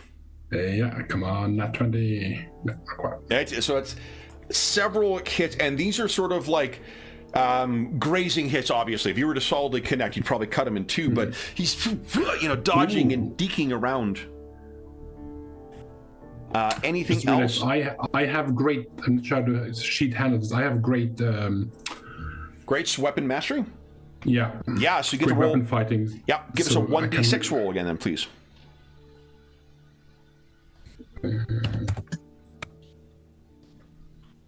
One more damage. That's still pretty fucking good. Now we'll just stand in front of him. All right, so that is the end of your turn. Brother Benevolence is up next. And what you can see is he turns to you, the hair seems to fall flat against his head, and then it almost like, as if it was like part of the skin and begins like, you can see your ring has definitely changed from blue to a brilliant red. And his eyes, there first forms like a white, kind of iris in there that then splits almost as if it was like a cell kind of like changing, and then it splits again. So there are 4 interlocked irises that he's looking at you with. And then he will try and hit you. 2 solid attacks here. Whoosh. One of them I'm sure misses. A 17, I think, misses. 17 hits. Oh, sorry, it was 16. Hits. 16 hits, okay. So 16 and a 23 hits you twice. And that is... not that much, actually. 5 points of damage and 5 points of damage. So he hits, even though it's his bare hands, they're hitting as if you were hit with some kind of metal weapon. On his second strike, the first one, obviously realizing what he's doing, on his second strike, as he pounces in, it's almost like the air around his fist solidifies and it slows down, and I reduce the damage by using my psychic shield, or protected field. Klashta scum. Then it is Lily's turn. So you've had a measure of your foes and your allies. What are you doing? So I will use my hand crossbow, I guess, and try and give some to Brother Benevolence because he is creepy. Okay. Go right ahead. 14. 14 is not going to be quite good enough. You want to spend Astonishing Fortune and reroll then? I'll use that then. Oh, no. So he sees you fire, he kind of like ducks back. Now, would you like to, as your bonus action, you could assign things like your Bardic Inspiration. What that does is you can either, let's see here, you can assign that to your allies, and then they can spend on their turn as action 1d8 to either add to... Where is it here? You're the College of Eloquence. As a bonus action, you can expend one of your Bardic Inspirations and choose one creature. Roll the inspiration dice, and they must subtract that from the next saving throw they make. Oh, that's interesting. I can't remember what the other one is. I think it's just to add it to damage, isn't it? Like, all bards can do that stuff, can't they? Or not to damage, to... no, skill checks or attack rolls. Skill checks or attack rolls, yeah. That's sort of a go-to thing with bards in 5e, is you sort of assign the inspiration dice, because they only need to spend them after their rolls. Okay, well, I will then do that and give... Well, Vishara's going after the same guy as I'm missing. Okay. So I'll give that. Excellent. So then your blue bar actually tracks. Yeah, perfect. Excellent. Then top of the round, Kettle, what are you doing? I guess I might have advantage attacking Brother Unkindness because he's restrained. I think that is correct. Yeah, so I would just try to stab him in the sneakiest way possible. Because that sounds wonderful. Go right ahead. 22 is... that was Lily's attack. Wait a minute. This was... 13 is maybe not enough. 13 is actually enough. In 5e, yeah, that is enough. Yeah. So 6, and then go ahead and roll your sneak attack damage. Oh, man. Come on. This was a great roll, yeah. All right. So he's so furry that I just couldn't make the spot out. Anything else you wish to do? No, not at the moment. I think that's. I'm fine now. I suppose I could move, but Yeah, you could, because you could move in if you wish. Vishara is engaged with Brother Benevolence, and if you were to flank him, that would grant him advantage on attack rolls against him. Yeah, maybe I should do this. I can dash there. Okay. So that might be yeah. Okay. So then, Brother Unkindness now needs to make a save to get out of here. Let's see here. It's a wisdom save, isn't it? Kurgo? Sorry. Yes. It is a wisdom save. Wisdom save. What's the DC of it? Is it 15 or 17? Oh shit! Should be on your. Let's see here, character sheet. Character sheet. Oh, it's equal to yours. What's your spellcasting saving throw? It would be intelligence, so it's normally just 10 plus your modifier, so 13. 13. In my case. But isn't it plus your proficiency bonus? It might be in addition to that. Let me double check the. It's 8 plus your proficiency bonus plus your relevant casting modifier, so intelligence. Right, so 15, I think. Yeah, okay. 13 seemed low, yeah. So here we go. He's not out. Struggling against this stuff. Kurgo, what are you doing? That is dandy. Okay. I have some cool gauntlets I'd like to try. Okay. I'm gonna run up to you know what? No. Because that's yeah. I'm gonna run up to Brother Benevolence and try to punch his shit-eating grin of a face. So you're flanking. You can have advantage on this. Go right ahead. And I thought, I don't see it in my attacks. Oh, it's unarmed. I'm sorry. Yeah. Okay, so I just rule. Should roll that properly for you. Does 1d8 damage, doesn't it?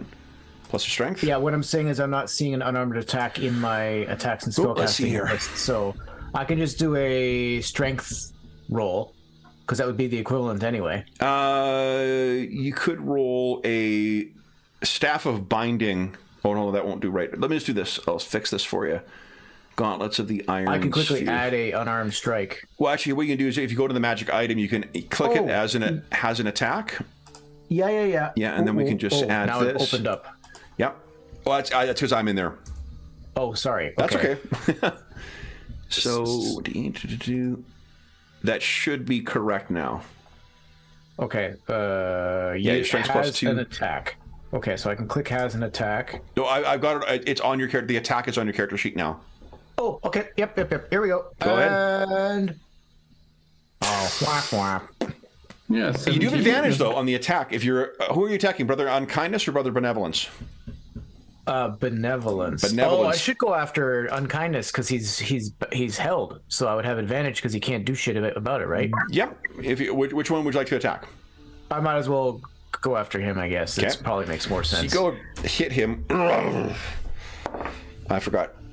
He's also stitching back together. Nope. Then, Vishara, what are you doing? Unless you've got a bonus action, Kurgo. No. Okay. No. Vishara, what are you doing? I will try and defeat Brother Benevolence. Okay. So you have advantage on your attacks. That is a hit. Oof. 13 damage. And so cut up and then swing around and cut down. Okay. Second one. Oh! The thing on this one, as I swing down, I focus in for a moment and the blade seems to accelerate improbably fast. So I get to add 1d8 plus 3 extra damage. Psychic strikes. His head is cleaved. as along with his right arm, as you cut through him and he hits the floor. Sort of look down and say, I told you we're closed. Look towards brother unkindness. So what you can see as well, it is not blood that is coming out of his body. It is a disgusting, almost like tiny, it looks like there are small things wriggling in this black ichor. There's something unnatural about him. You could still move and you have a bonus action. Bashara, anything you wish to do? I will move over to brother unkindness. Okay. Just get ready. Lily, what are you doing? I will use my rubber band and try and hit brother unkindness then. Okay. You have advantage on this because he is not moving. Okay. 24, solid hit. Okay. Okay, good. Anything else? No, I guess for the moment we seem to be in a good place. Okay. Kettle, what are you doing? Yeah, I think I will move back and try to step Brother Unkindness again. Okay. Because this is... Come on. Yes, that is a solid hit. Go ahead and roll your sneak attack damage. 13. That's better. And again, what you're noticing is what's pouring out of these wounds that you're inflicting on this horrific form is most definitely not blood. It is that same blackish thing, infected ichor that was falling out of the fallen form of Brother Benevolence. Then Brother Unkindness. Wounds stitching back together, not much though, and he bellows in rage. 18! He is out. Kurgo, what are you doing? Checking on the dog. Yeah. Did you break out of your hold monster? No, I'm just checking the PHP. Shoot. Okay, that's no. Hey, you want to hear some good news? You're engaged with him. Yep, I am. That's fine. I'm gonna punch him some more. Go ahead. Because why not? There we go. Oh, you hit him again. Not a lot of damage. I mean, I'm not built for combat. I'm delusional about my hand-to-hand combat ability. Do you wish to move at all? No, I'm a tactician. I know that that's not a wise idea. How about bonus action? Do you have any bonus action? No, I don't really have anything for that. All right. Although I say I'm a tactician. If I was a tactician, I would have taken the disengage action. That's what I would have done. Oops. Oopsie doopsie. Vishara, what are you doing? You're engaged with him. Kurgo is on one side, wailing away with those iron gauntlets of his, seemingly to no effect. What are you doing? Hopefully my great sword will have more effect. Okay, here we go. There we go. Screeches as you rake it across the back. Your second attack. So it turns towards you, as if it's going to bring that massive claw in, and again, a single slash, a head removed,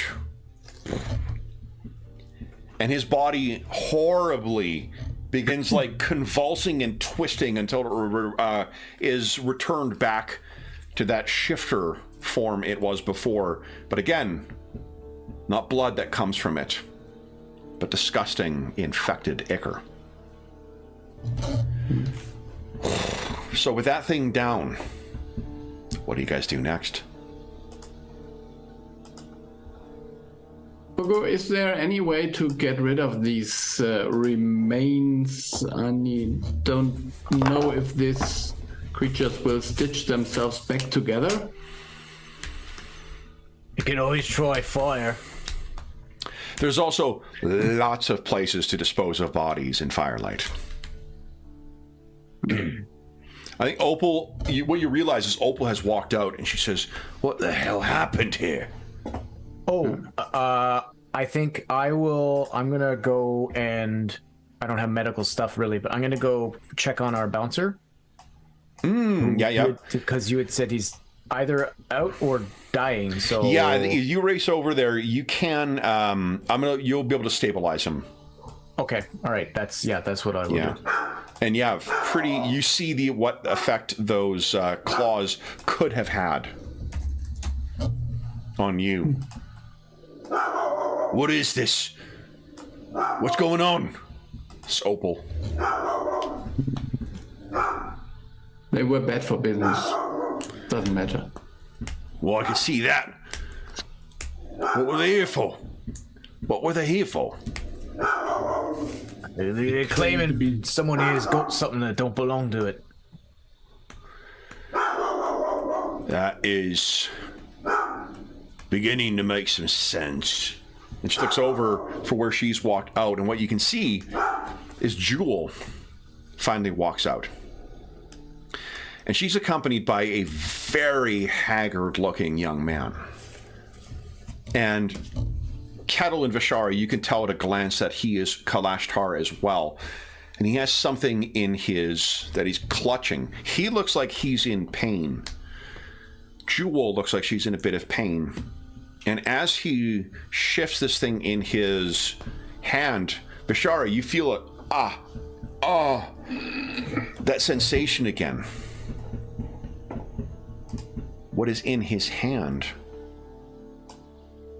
About the size of a bread loaf is this. Anyone have training in Arcana can go ahead and give us a roll? Yeah. Mm-hmm. So Kurgo, you look... One of the things that is another signature part of the setting of Eberron are things called dragon shards. These are fragments that either form underneath the earth or fall from the heavens.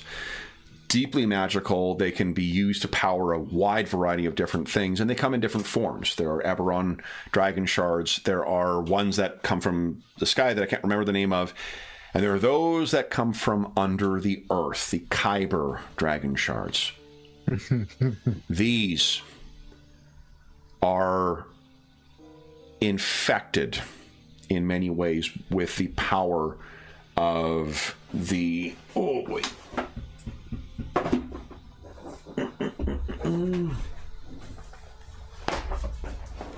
The dragons beneath. And these are kind of the antediluvian, Lovecraftian entities of the Eberron world. Your characters wouldn't necessarily know this, but James, for your edification, these are the things that the druids, the reason that they don't have a orc society, really, and they don't have a hobgoblin society or a goblinoid society, is because of the creatures, the servants of the dragon below. They completely annihilated the goblinoid civilization, and only at the last second were the orcs able to seal them.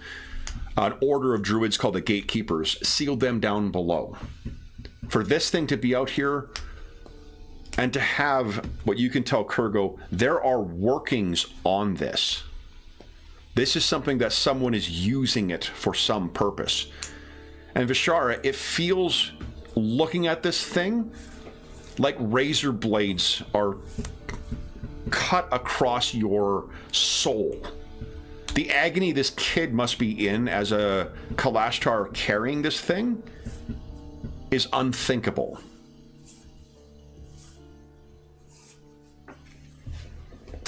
What do you guys do?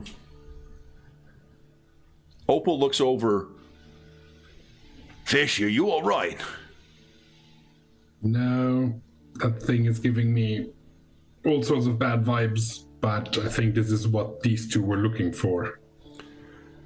The doppelgangers, which is what that thing, Brother Benevolence, seemed to have been, and lycanthropes, both are long ago changeling or shifters taken and corrupted by the dragons below. A Kyber shard that is Kyber dragon shard that has been worked with some kind of magic to serve them very much not a good thing, but very much in keeping with who these might be agents of. Why do you keep this thing here? Opal looks and says, I've never seen this before. No, I wasn't asking you. I was asking him. The young kid? Yeah. He looks up and he has the look of a trapped animal, like thin, emaciated, and panicked. Kettle, give us a persuasion check with disadvantage right now. With disadvantage? Yeah. Yeah, I would have advantage with my thought, so does it cancel out? Well, yes, you just roll normally then. Yeah. Okay. That's awesome. Yeah. Wait a minute. Persuasion. You want to astonishing fortune that?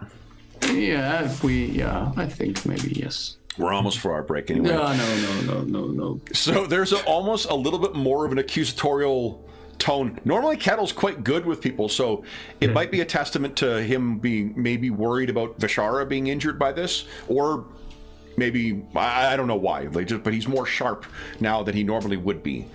The kid kind of looks, and Jewel kind of steps forward, and she says, he ran from that church, and he took this thing. She looks at you, Vishara. She's like, they're doing something to Kalashtar. They're planning something, and he took this so they couldn't. It seems right now he is doing something to Kalashtar.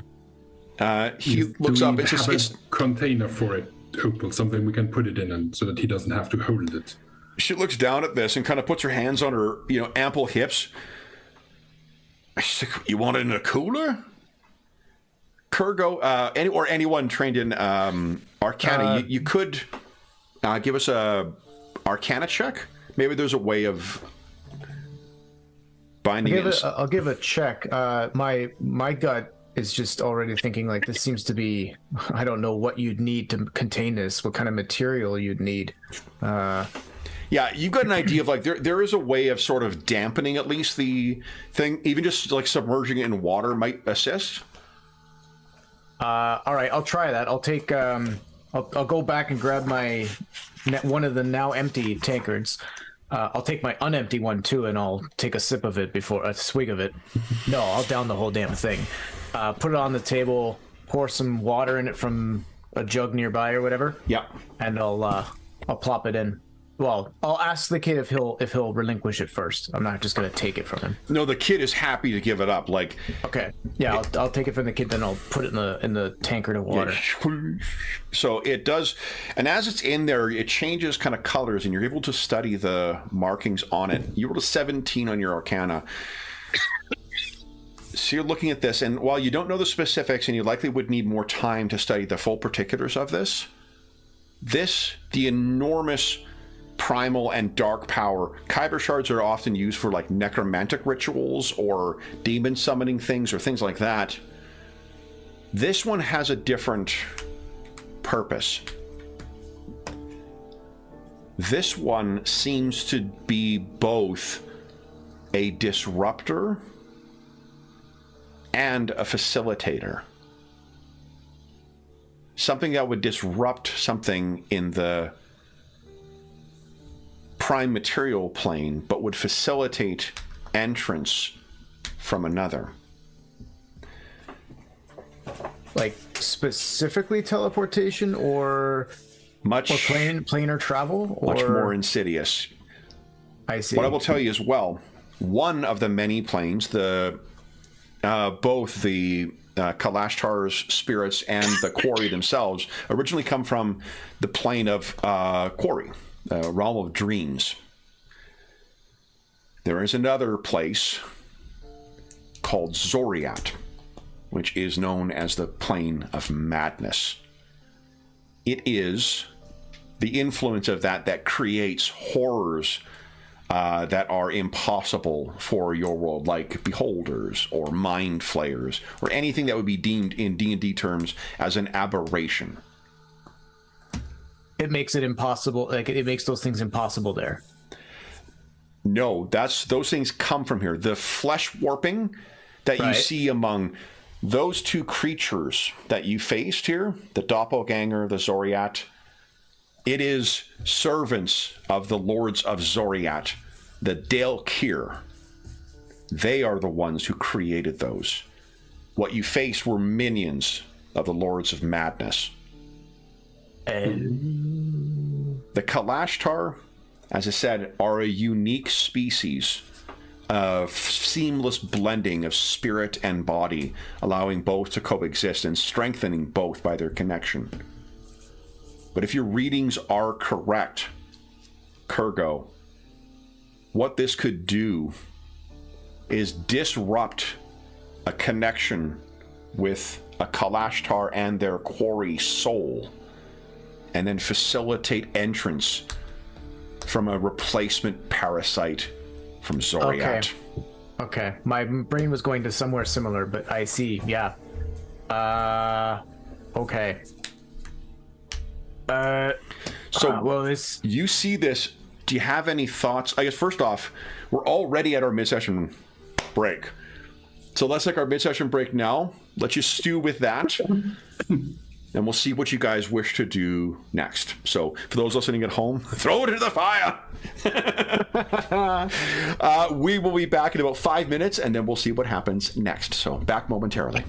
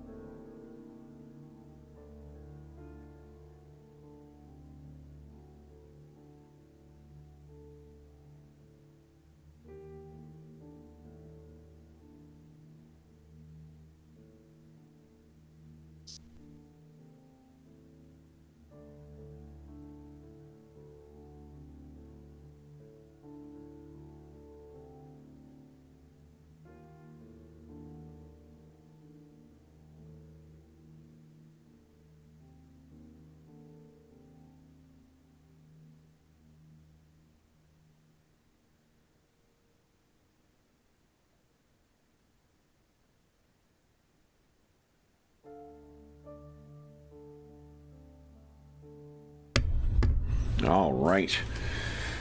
Howdy, everybody in chat. THX, what's going on? Hello, hello. I hope you're having a great weekend. And let me double check here.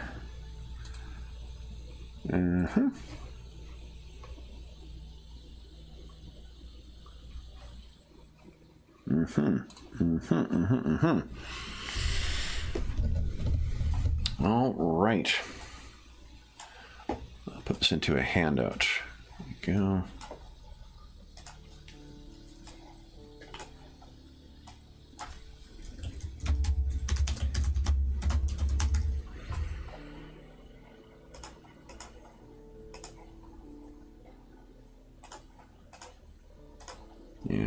go. Okay.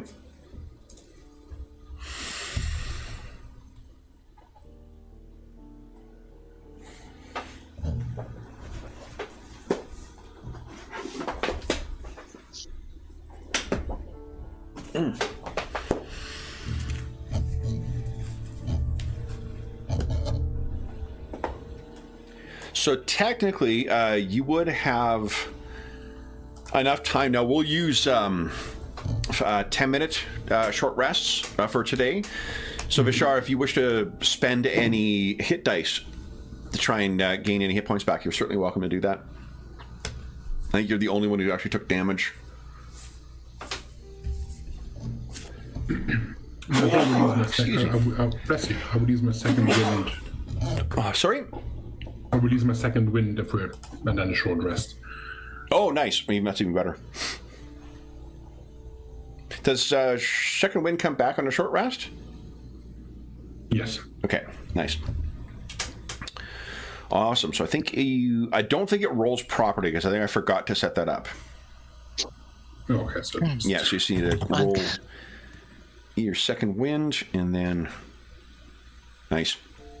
Okay. Do I get one of my bardic inspiration back as well? Yes, because your short rest will restore that. And I don't think anyone else used. Kurgo is going to be down some charges in his staff because I think those only recharge on a long rest. But no one else used any class resources. So we'll wait for Kurgo to get back here as well. And then you guys can decide what you wish to do with this. So Lily,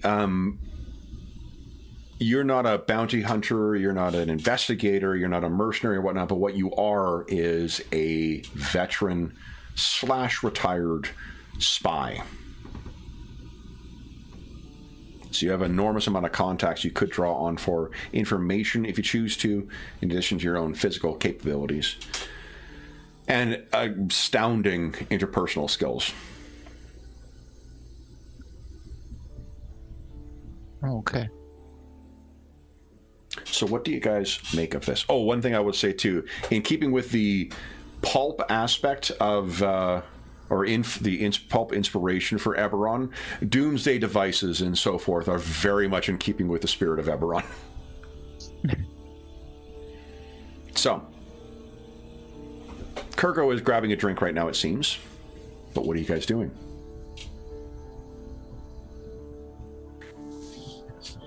So you mean every week there's another lunatic trying to end the world? basically, yeah. never ends. Mm-hmm. Well, I think Vishara would like to ask the young man essentially where he ran from, if there's a base where where did he take the shard from, and who is this Father Concord? His eyes keep going to Kettle. Kettle, give us an insight check, please. Wow. Do you have advantage on it, or? Depends on. Maybe not. Okay. I mean, 16 is more than good enough. It's just that I hate to turn down a nat 20 when it's there for the taking. So there's something about, like, this kid is obviously quite skittish and seems to have been through an awful lot. And if, that thing has the impact on all Kalashar the way it did on your friend from when it was in the back, like the amount of pain this kid must have been in for running this thing away, it would be akin to picking up a boiling pot and running with it for fucking hours, if not days.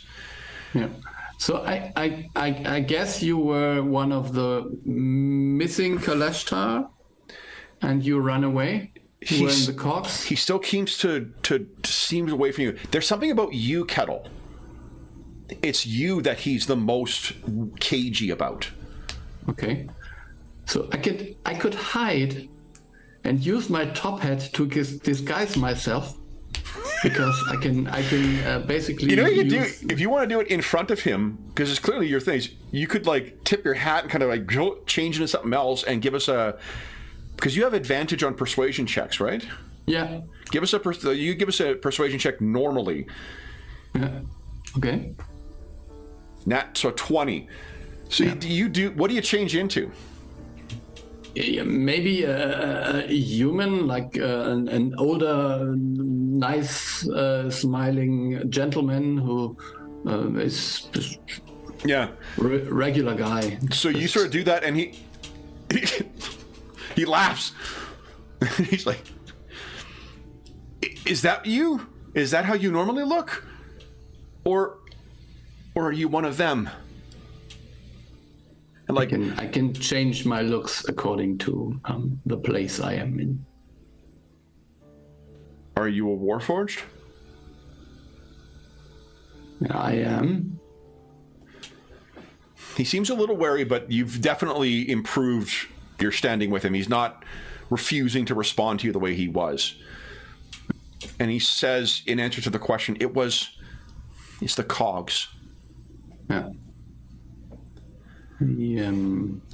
This brother benevolence threatened that he would make me one of them, Warforged, working for them, but he couldn't. And the kid's looking at you again. You're not one. No, I work for myself. He kind of nods, knowing you.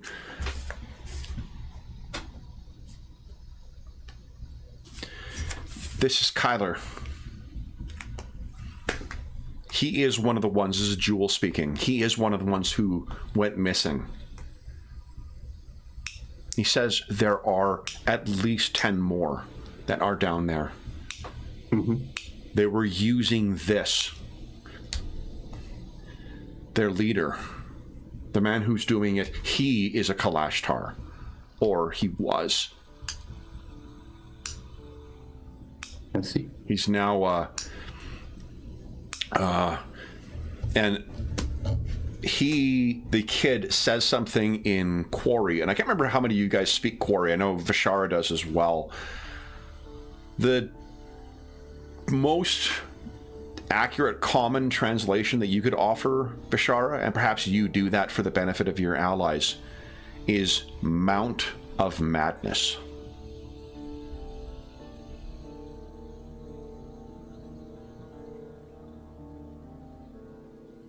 So,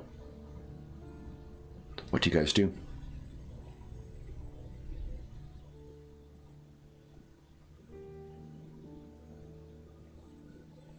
Can he give us a description of where in the cogs, or roughly where in the cogs, the hideout is? His eyes, when he looks up at you, his eyes are just filling up with tears, and without saying anything, he just kind of shakes his head slowly. You get the sense he's been on the run from, like, the cuts on his feet and his hands and whatnot. Like, he's been on the run for a little bit now. And you know the cogs as well. Like, they're a hellish fucking place to be. Warforged live down there. Anyone who is on the run and has absolutely nowhere else to go might be down there. Monsters are said to be down there that have crawled up from Khyber. And then there's, the danger that comes with heavy industrial. There's a soot smell that hangs in the air. Kettle has some contacts down there, and Kurgo. There are goblins who make their ways down there. You may have contacts down there as well. Mm-hmm. I would offer. I'll offer that option up, of course. And mainly, the kid is that injured. Vishara will happily give him one of his healing potions. Okay. It will help a bit. There's more of a long-term fatigue that seems to be wearing him down, so he's going to... Good rest, good food, and just some proper pampering and meditation is probably going to be best for this kid. But Lily, there was something else that he mentioned as well. The Chapel of Eternal Spirit and Sanctified Flesh. Mm-hmm. There's been a lot of different spin-off religions and things like that have happened in the time since... Lily, you could give us a history check if you like. History, yeah. Oops, no, didn't want to do that. There we go. So I just want you to understand, when you're playing 5th edition, James, you can roll other than 19s if you like. Well, with crossbows, sure. Yeah. Oh, But and for everyone everything gets else, it's always 19. everyone gets 2 points of astonishing fortune again too. What you there has been a popular kind of like quasi religion / philosophy / like spa type thing that you have heard some of the, you know, the people who fancy themselves sophisticates. They've been talking about this chapel of eternal spirit and sanctified flesh, offering a radiant dawn, something that apparently restores both flesh, spirit, and mind. I guess all three of, not both. And there was a name that was mentioned as well. Father Concord. Brother Benevolence made reference to him. Yes, You've heard of this guy. Gentle. And we have a lead. Apparently he's has a little side gig going. So there have been a lot of cults and, you know, churches and whatnot. One thing you would know, well, you're not necessarily a master of the, you know, the way the Dalekir and the Lords of Madness function, the cults of the dragon below. This is inevitably what a lot of these spin-off cults end up being connected to, is some kind of demonic or corrupting force. They offer solace and community and healing of bodily harms and whatnot. And so often it ends up being something so much more horrible and connected to something connected with the Kyber, dragons below, or the Lords of Madness themselves. Yeah. Seems pretty universal to this brotherhoods. Yeah. I'm saying, so enough about our world, but in Eberron. So, yeah, and Slaanesh as well, too. It's my second Slaanesh reference of 2 sessions today. So, what are you guys thinking? Yeah, I think we have to go there and just make an end to this kind of thing, because it's bad for business. What, doomsday things from the abyss? Yeah. Should save the Kalashtar, yes. Okay. In Kurgo, you seem to know a bit about these shards. Can it be destroyed in some manner? Cattle raise this. So we do not wish something that's dangerous and that's painful to the mind to just look at lying around or getting in the wrong hands. Oh, Matt, with the amount of pain it caused without it even being active, imagine what it must feel like to have it turned on you. Yeah, I'd like nothing better, but I don't know. I have no idea if it's going to be destroyed. Yeah. It's also a matter of destroying it safely, too. Hey, you could try to destroy this and destroy half of this city in the attempt. It could, or, you know, cause... Like, this is just Andrew inferring, but like the amount of energy that's coming off of this thing, the amount of effect it has on this kid and Vish, like yeah, for all we know, destroy this and a nuke could go off. I mean, so just a expulsion of power definitely could be bad. A pulse that kills Kalashtar within a certain radius, also really bad. Mm-hmm. And because it's connected to Zoriat, tearing a hole through to the realm of madness, probably not a good thing either. Yeah, but keeping it around is like keeping an active nuke somewhere in the basement. That's also not a good idea. Kevin wouldn't be such a bastard, would he? You know what you guys need to do? You need to get it studied by top men. Yeah. Or women. Well, unfortunately, that film was made in the 1980s, so... Oh, you're making a specific reference. Never mind. Yes. So, what are you guys thinking?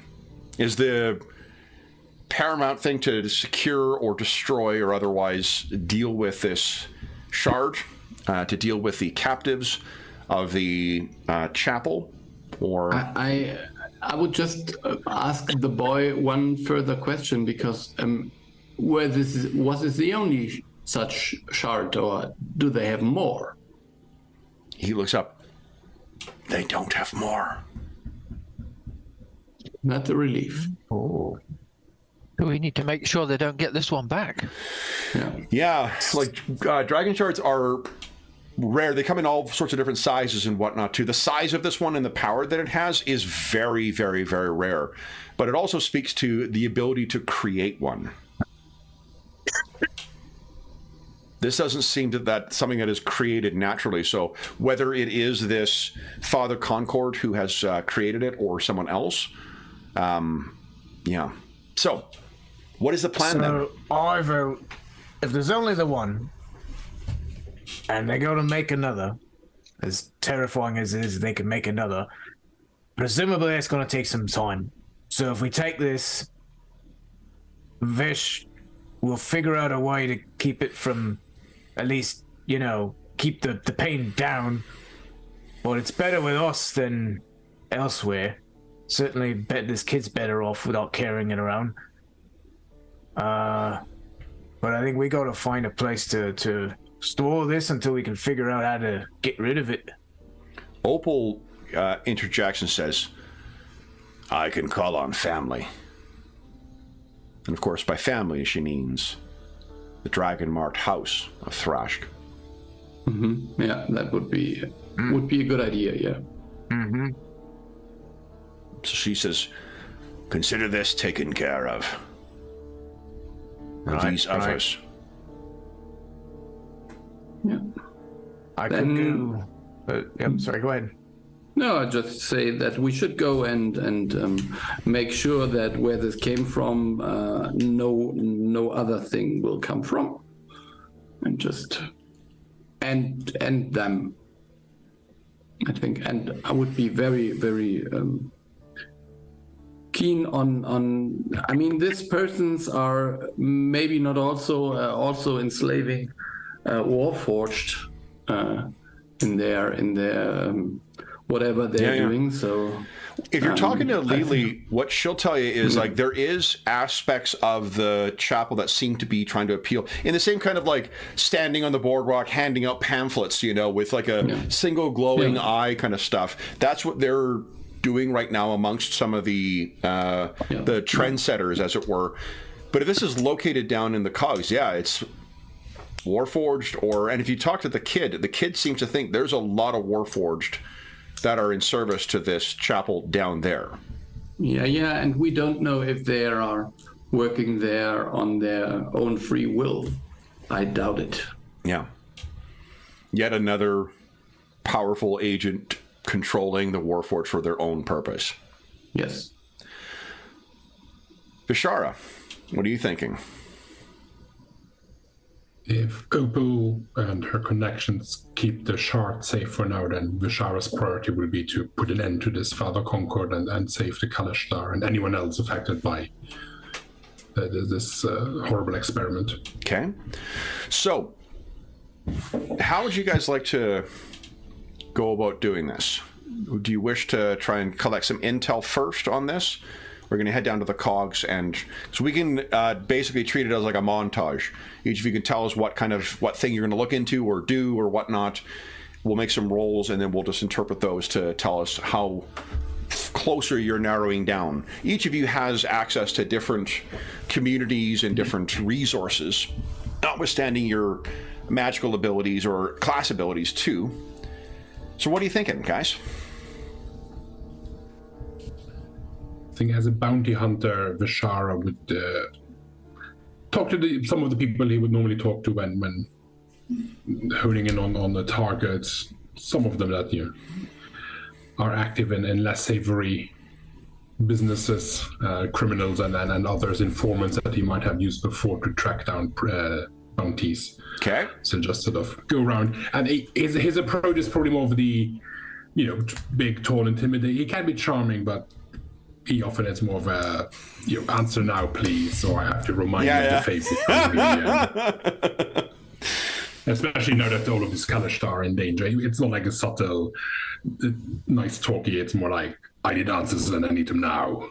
Yep. Okay. So, what information are you looking for?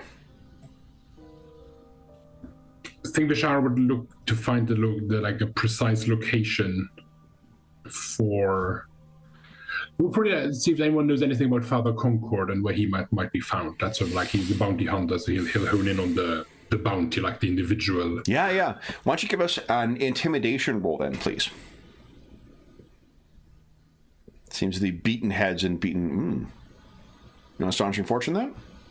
I think I will. Okay. I've not used Astonishing Fortune yet. So here's what you're finding. Is that no one seems to know, at least in those circles, there's vague awareness of this promise of the Radiant Dawn, but it's not like it's an incredibly popular or incredibly prolific, new wave of spirituality that people are taking up, and there doesn't seem to be any criminal connection to this Father Concord. At least not that you're able to come across from your initial kind of beating heads and, taking names and stuff. We can do, as until you guys are satisfied with, we can keep doing rounds of this stuff too. So just because you didn't find anything that way, Vishara, you could, in theory, do another one too. But who would like to be next in our montage?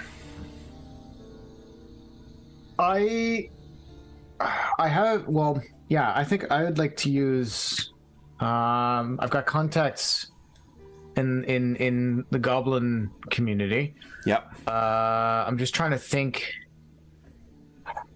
Well, I'm on goblinoid veterans anyway, so I'm wondering. I guess I'm just trying to think what would be the right, and if anyone has ideas, feel free. The right kinds of questions to ask. I don't know that asking about brother, about him among the goblins might Father Concord. mean anything. I'll put it in chat. Brother Concord, yeah, because Father Concord, because it doesn't. I don't know that my contacts would necessarily have any reason, so it'd be more about like movements of people or things, that, or rumblings about the creation of any sort of these shards, or rumors of them might be more something that they would hear of in their circles. I don't know.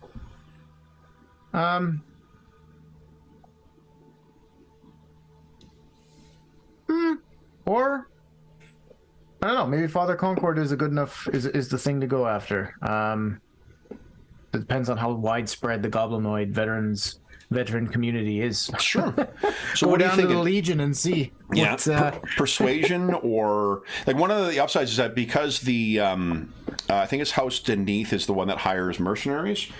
And they, a lot of the goblinoid mercenaries that came from what is now their own nation, they had strong connections to them as well too. So there would be there probably would be something akin to the Legion that you could get into. But there's also, in the way that like some veterans in our world ended up forming what would become the motorcycle gangs, the outlaw motorcycle gangs.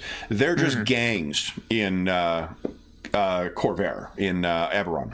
Right. So I'd have my choice. The more respectable Legion, veterans associations for our American friends in Canada, the equivalent. Yeah.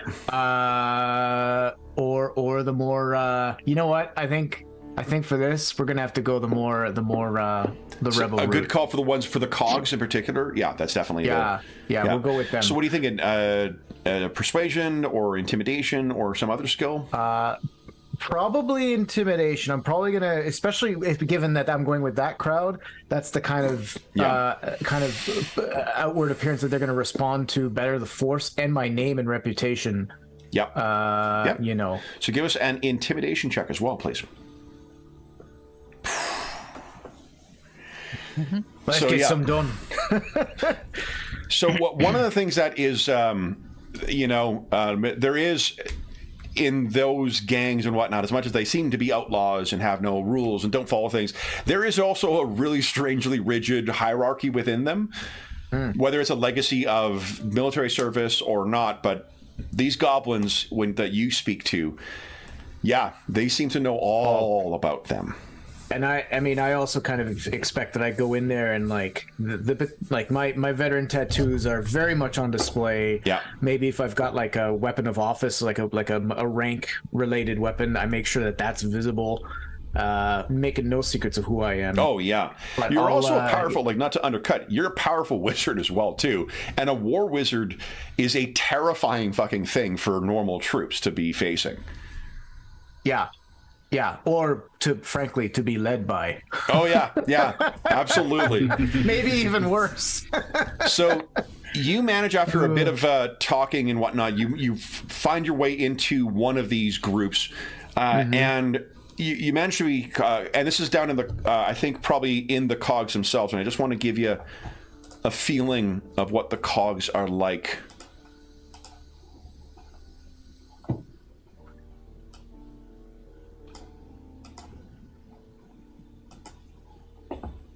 So these are some of the more, I think it's called Fernia, I think is the realm of fire. And this is obviously somewhere close to us. You can picture this is like one of the communities that sits atop, it's a squatter community, obviously, but it sits atop a lake of lava. And speaking to this guy, and like other, things, there's lots of dangerous stunts they like doing with drinking near the lava lake and whatnot, putting things close enough until they burst into fire because of the ambient heat. So you're hanging out with these guys at one of their, like, let's burn shit, kind of things. They will toughen each other as taking steps together closer and closer to the fire until one of them, flinches and pulls back. And as you're talking to this guy, what they tell you is that Concord's, their chapel, if you call it that, is definitely here. But it is deep within the area where barracks, effectively, of Warforged laborers live. Now, the Warforged are, soul-possessing sentients. They have their own beliefs. They're able to be their own people. Each individual is unique. But these live in the most soulless of, brutalist-style barracks where they live. They don't sleep, but they'll sit and they'll power down, and then they'll get up and they'll go to work. And that's all that they do down here. Some good old Plattenbau. Yeah. And what you found is that this Father Concord has found a deeply devoted core among them that offer something more. And as such, there's a pretty big community that is rallied around this church of the Chapel of Eternal Spirit and Sanctified Flesh. The Warforged. Yeah. When I make my way back to the group, with an 18, you could ask for further information if you'd like while you're meeting with this guy. Oh. That's pretty good. So you could get, or if you want to interrogate anything he's telling you or trying to gather more information. I think it's fair that I'll ask the rest of the group too. Is there anything you want to know? Because I think it's fair to assume that before I'd gone out on this mission, you would have asked me to find out about specific things too. If there's anything specific you want me to press about. Well, I guess we specifically would want the location. Yeah. Well, yeah, it sounded like he gave me the location of the chapel. Yeah. Yeah, I think, we will have that already. So, I mean... you don't actually. You have... So, the places where they're appearing in the upper levels of Corvair, but the cogs, it's very hard to know what's going on in the cogs unless you're living there. Yeah, okay. Yeah, so you would know generally the cogs, but the cogs is a sprawling, massive neighborhood, right? That covers almost the entire length and whatnot of Sharn. But, I mean, this boy couldn't tell where he came from? No, because he's not from there. And then look at, this is what the cogs looks like. Imagine wandering around that. He was just running. Yeah. Okay. Exactly. Yeah. That's why he was so upset before, is that he couldn't tell. where he actually escaped from. All he knew is he escaped. He ran through effectively industrial hell and then somehow made his way up to the surface here, knowing he could find safety at Reverie. Yeah. Sorry, Ingolf, I should have made that clear before with his answer.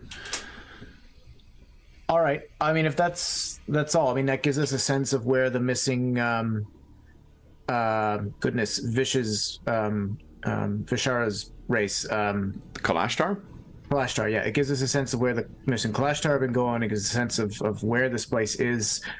When I return to the group, then I won't press further for any information. Then, other than to maybe stretch it, if an 18 lets me stretch, I will perhaps strongly suggest that if they learn of anything more, that they make sure Kurgo finds out, or else. We're at your disposal, Captain. And then, but I'll go back and I'll share this with the group. But then, Kettle. This is a bit disturbing. Yeah, I would. So I'm just. Are we working in parallel or? Yeah, you guys could picture you're doing this sort of at the same time. Okay, because then I would maybe be on my my journey as well. So yeah, what do you think, Kelly? You got something in mind you want to look into next? Yeah. So the idea was that if they are like try to recruit Warforged for their church, then there must be some kind of recruiting going on in the cogs. And if I remember correctly, I'm basically not living there, but I'm from there or spent most of my time there. So you would easily be able to fit in there. And not for nothing, your hat of disguise can make you look like a different Warforged if you want. Yeah, so I would just try to find out this kind of, there will be some kind of recruitment, and then try to get some information on where they meet and where this factory or work or whatever they promise is going to be. Why don't you give us a deception roll, please? Let's see. What are you thinking? Is it worth a astonishing fortune? Yeah, I mean, I could roll worse, but not much. So let's try again. That's 20, baby! Look at that! All right. So excited you rolled twice. At least that 20 showed up first. All right, so with a nat 20, you're going to be able to get yourself in, and you will be the first one to, at a service, lay eyes on Father Concord. So allow me to show you here. Nope, not a PDF. Damn it. Stupid fingers. Go to handout. I'm like, add. Every now and then my muscle memory goes back to where they used to have the buttons, and I'm like, okay, I'll click on here, and I'm like, no, now I'm adding a PDF, and I don't want to do that.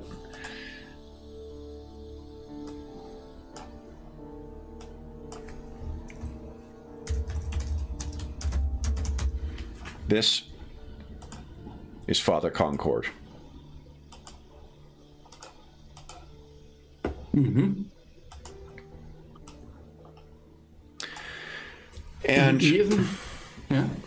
sorry? No, just a hunch. He is not the one that Vishara just tried to have the bounty on, or had the bounty on. No, he was not. No, that guy just definitely not. Yeah. What you can do is, Kettle, would you give us an insight check again? I will try. Please. Yeah, no problem. Nice. So here's the thing. This guy both is Kalashtar, because you know how to spot them when you see it, but he most definitely is not Kalashtar. Okay. There is something, he makes his way through, and he has that kind of magnetic charisma that is either, to different people, utterly captivating or like instinctively repellent.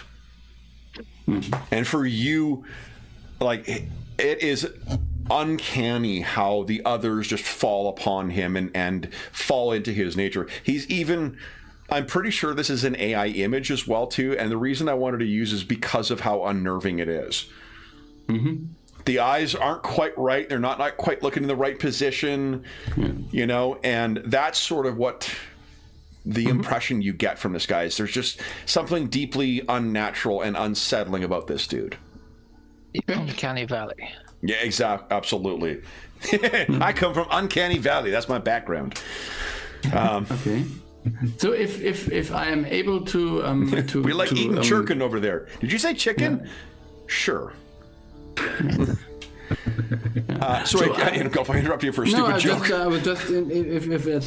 I think this is some kind of sermon he's doing, or some kind of mission or something like that. Yeah, and everyone is wrapped in this. They're all on board, and there is like vague threats of like enemies will come and blah blah blah, and like yeah, I know that. Yeah. So if there is a possibility at the end, maybe where everyone is, I don't know, closing to meet him or so, I would just try to sneak out and go away. So Nat 20, no problem. And if you have any questions about like the layout of the place or whatnot too, we'll assume that you got that by at least for the publicly accessible stuff. So you definitely access that. Meet again at the Reverie. At Reverie. Well, we still have Lily. So James, what is Lily thinking of doing? Ooh.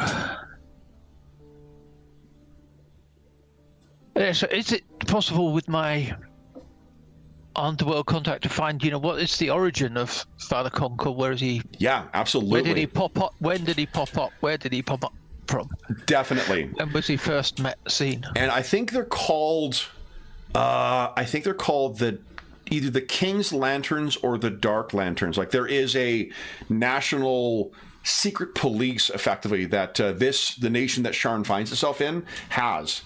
I think they're called the King's Lanterns or the Dark Lanterns. I don't remember offhand which one it is canonically, but in any event, hold on, I'll let you decide. Is it one of the local secret police, or is it something else? And I will tell you, one of the fun things that is true in the Eberron setting too, there is a place called Droam. Droam is a nation of what you would consider monsters. So like Medusas and, Gorgons, anything that's intelligent but a monster, they have their own whole nation as a result of the settlement of the last war. So you can have something truly terrifying as your contact, as well as, the more traditional type of contact. Who do you think your contact is? Oh,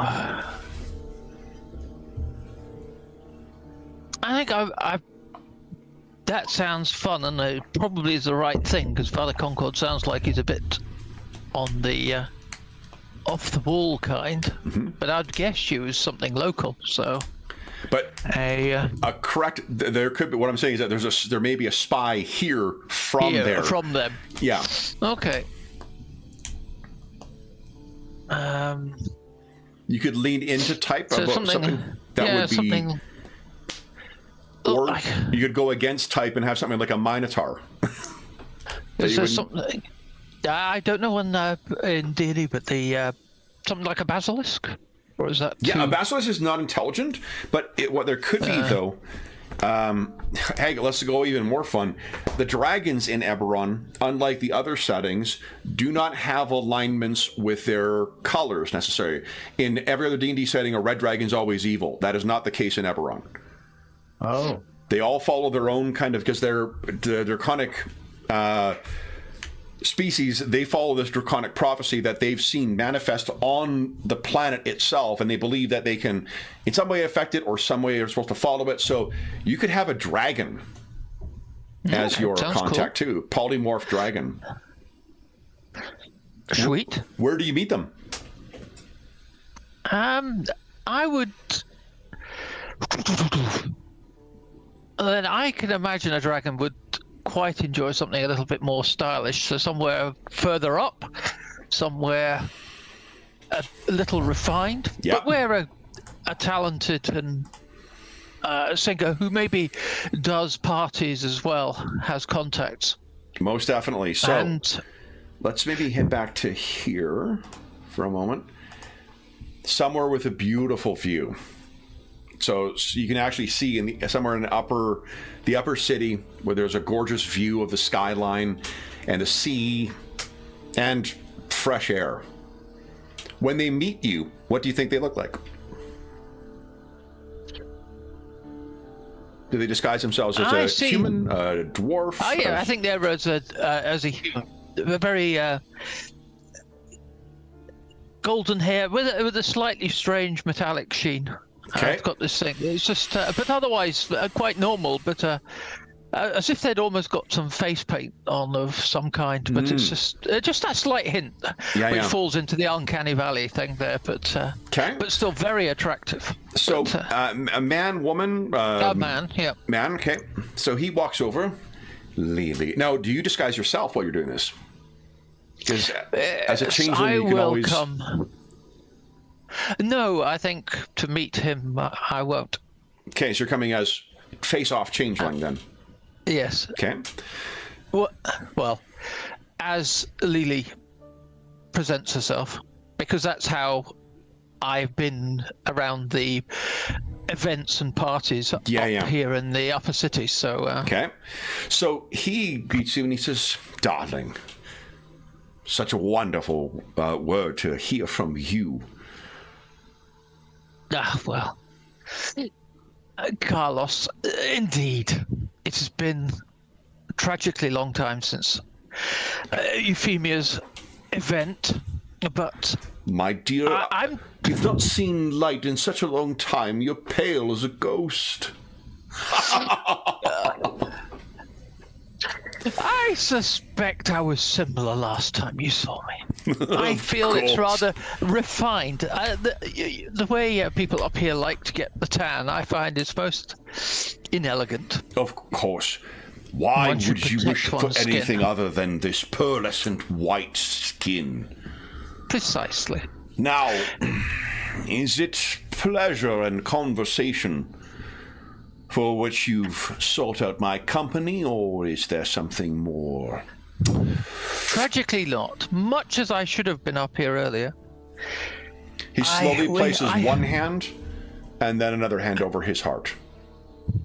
I know you're wounded, darling.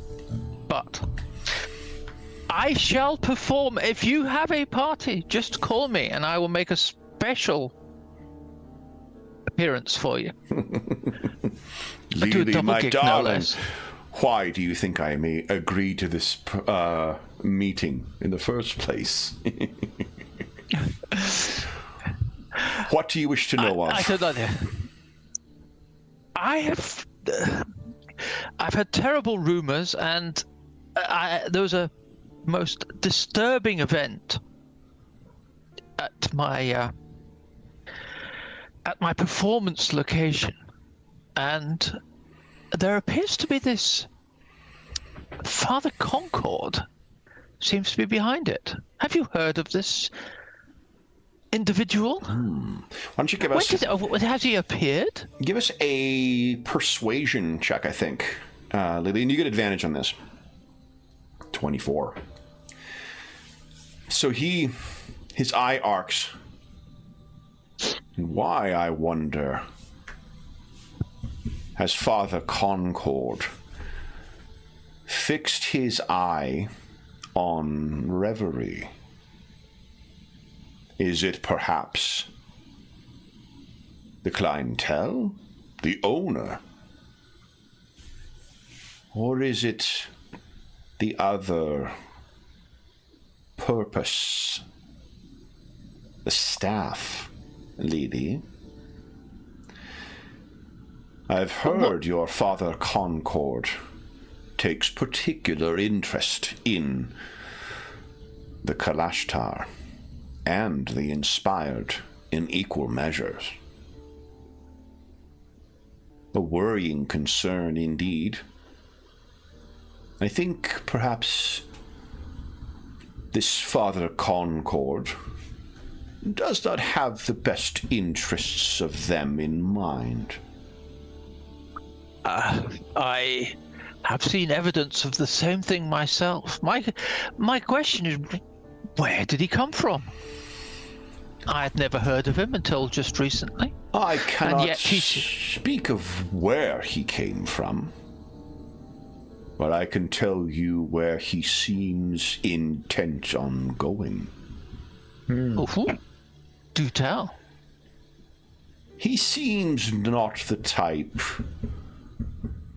looking to, as a tradesman might say, set up shop.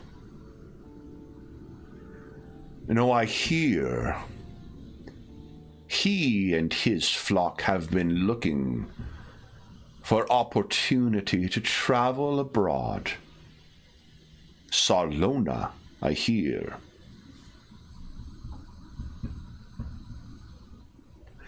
I wonder why he would have such interest in the Inspired and Kalashtar, and an empire run by the Inspired. Hostages, perhaps? Something to exchange? Well, surely he is simply the leader of a new philosophy, as he presents. So do you know something more, Lily? I have heard rumors that he is not the Kalashtar he may seem to be. That there is rather more or less to him. I have heard the same. But have you any idea what the other aspect of him is? I know that he keeps his base of power down below. And I know what keeps its base down below. Mm-hmm. I think that not a coincidence. Am I correct in thinking, Lily,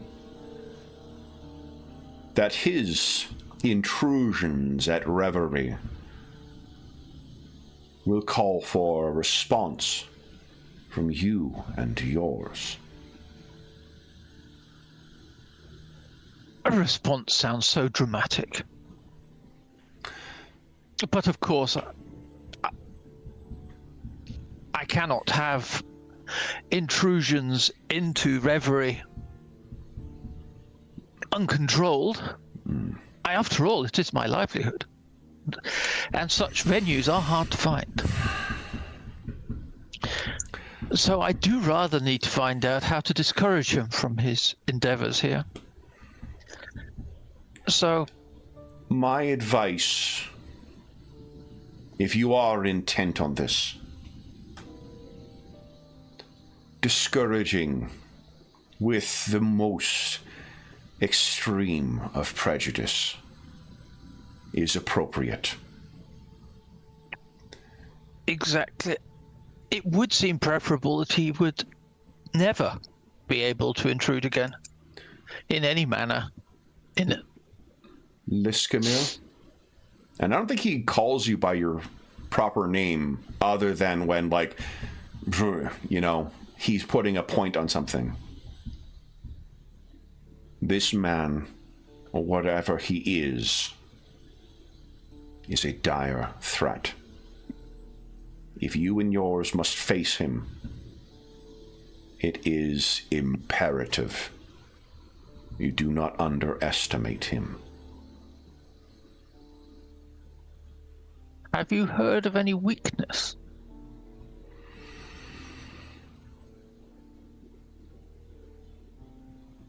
He has a great deal of followers, but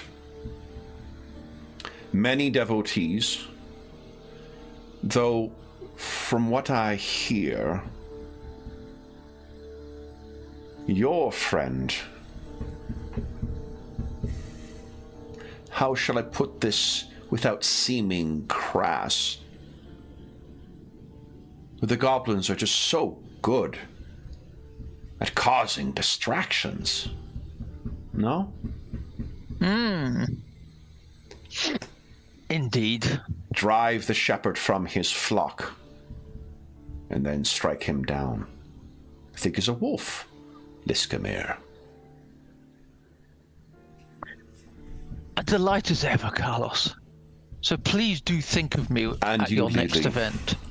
I will be sending the invitation. Understand, you will be both my guest and my featured performer. As ever. Be well. You're too Lily. sweet, Carlos. That I hear all too often. So he leaves you, and you're able to bring. So we can picture you guys are all back in Reverie once again.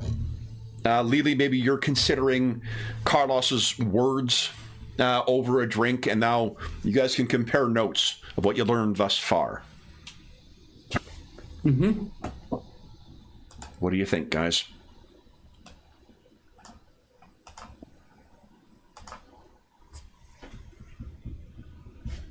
Disturbing. We thought at first that the Warforged may be enslaved and helping against their will, but to find out that there's some that are willing travelers.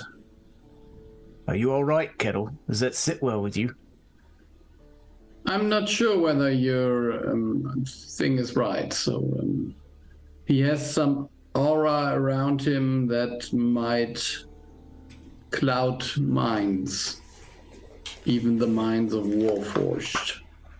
So I think that he might be able to cast a certain charm without, or a permanent charm even. Oh, that's fair enough. It's just, that's a hell of a charm to be able to affect that many at that time, at one time. He's just a cult leader, I suppose. Wow.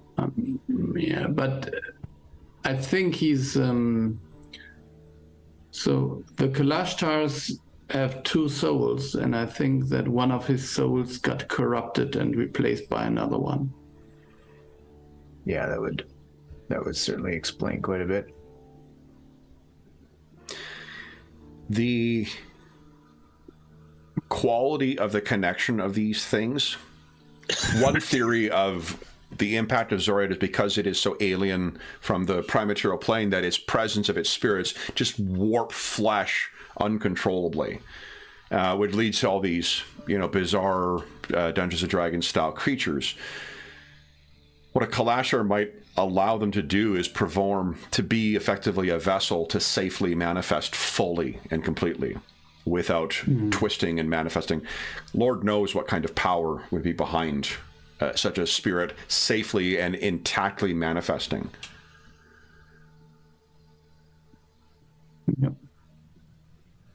He needs to be stopped. Yeah. Lily, your contact suggested a distraction. I'm assuming you've shared. If we're comparing notes, that okay. Mm-hmm. I think I can deliver. I've got more than a few favors owed me.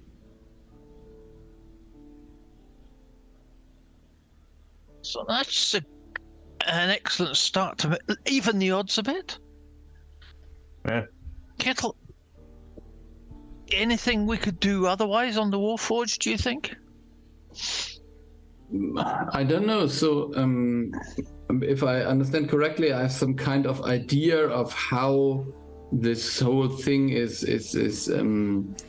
laid out. So maybe if we could get a distraction, so that these kind of workers are maybe going somewhere else to help. I don't know, put out a fire or something like this, so that we would have a distraction to get to the leader without having to fight our way through an army of Warforged and other creatures. You can imagine in a, third act of a 60s Bond film type of way that you can easily have Kurgo's allies and anyone else that you guys wish to try and call on provide a suitable distraction to draw all of the minions off and allow you an opportunity, particularly if you're able to sneak in. I think are all of you trained in stealth, or only some of you?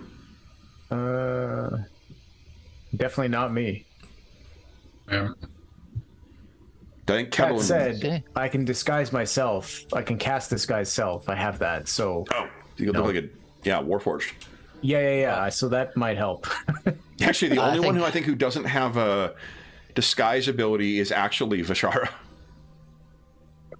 Yep. Yeah, because I'll also be going as a Warforged, I think. Okay.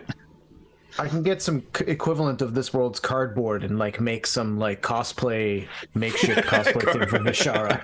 And you can just walk. Bleep blorp, bleep bleep. I command pays. Well, no, I mean, there's no need for that. After all, this cult is abducting Kalishtar. You could just be 3 Warforged or whatever, bringing another prisoner Escorting in. a prisoner, yeah. Classic stormtroopers and a Wookiee in an elevator. Yep. Okay. So then, sounds like there is a plan in place, so let's talk about what's going to happen then. How does this... Well, I'm assuming it'll take us oh, go ahead. Well, I was going to say, is there any, one thing last, is there any coordination of abilities or whatnot, or buffs you want to think about having going in? Anything you guys wish to do when facing Father Concord himself? It sounds like an awful lot of cunning and planning, and I'm not sure we are this party. I mean, we'll do it and see what happens. We're more of a correcting the mistakes than planning ahead type of party. So, I don't know. There isn't a clear answer for it. I don't remember. I did not put the characters together intentionally with the idea of like a synergized, strategy, but like if there is something you guys are thinking of that, looks cool or you want to get to the table or whatnot. If he's such a magnetic speaker as Kettle observed, if any of you can shield your minds against being swayed, charmed. Yeah, that's actually a really good point. Yeah, that's fair. What could we do to...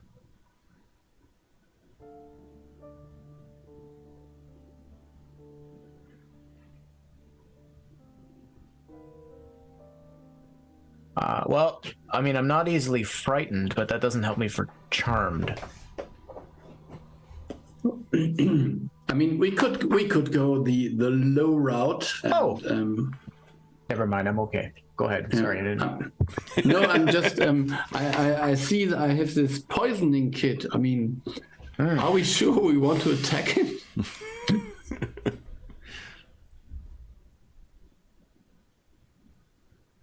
I mean, we could also try to... Kurgo, give us an Arcana check, please. And anyone else who's trained in Arcana can make the check, too. I can't remember who it is. Kurgo, never mind. Kurgo's not the answer. So if you mentioned the poison, those 2 creatures that you face with a corrupted ichor in their blood were likely, if not immune to, then incredibly resilient to it. And if he is similarly corrupted, poison may be a suboptimal strategy. Yeah. So I would give him something healthy then, and then this might corrupt. We'll heal you. It's the like every Star Trek episode involving putting too much power in stuff strategy.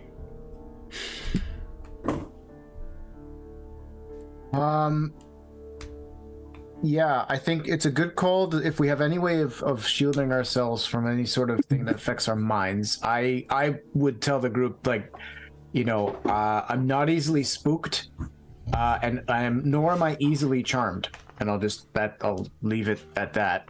So I have some help for myself there, but I can't offer that to anyone else in terms of abilities.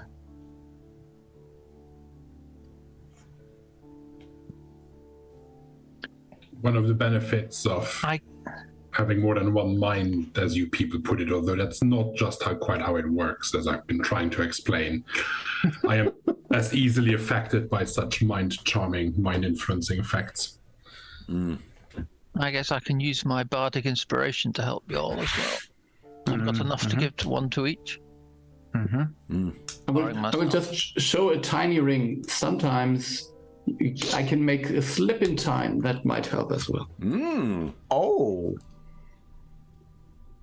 Well, that needs to happen at some point. I mean, I think if we approach this as well with, I think, Vish's idea of deception and how we get in there is certainly going to be a good idea. If the distraction is timed in such a way that it happens once we're already inside, like if we sneak in as guards and a prisoner first, and then the distraction happens, drawing everybody else away, and it's in that chaos that we strike, that might put us in the best position to catch him off guard as best we can. I mean, he's still going to be a pain to deal with, I'm sure, but that would be my suggestion, I guess. We get in first before the distraction is triggered. Yeah, I think we should do that. Okay. Then, let's talk about the infiltration. So, I would like, so at each of these stages of this, I'm going to ask a different person, or I'm going to ask one person to make a roll for us. For the sake of drama, we're going to, each you can take one try at this.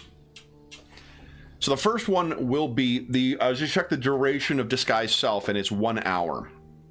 I imagine you've got spell slots, so you could cast it again, but that would involve casting the spell. So you've got an hour from when Kurgo first cast Disguise Self to make your way in. I think the Hat of Disguise has the same timing as well, where you have to refresh it. Mm-hmm. Yeah. Lily, however, can stay in that form as long as she likes. So is there anything you're doing to make Vishara seem more like he's been captured in a more obvious way? Like, what does he look like as a prisoner? You have the classic scene where you try and put the binders on him, and Vishara just goes, "Rah!" Now, hold on, Vishara. I think I know what he said. Got in mind here.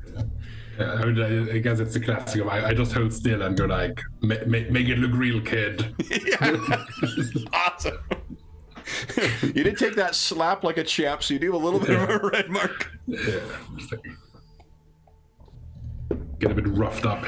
So who would like to give us a disguise kit roll?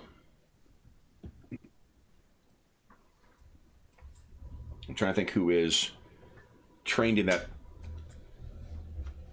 Yeah, I get. Let's see.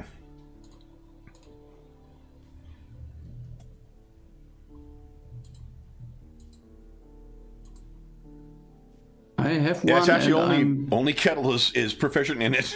So yeah. Okay, so Kettle, go ahead and give us, if Vishara, what are we going to say? Yeah,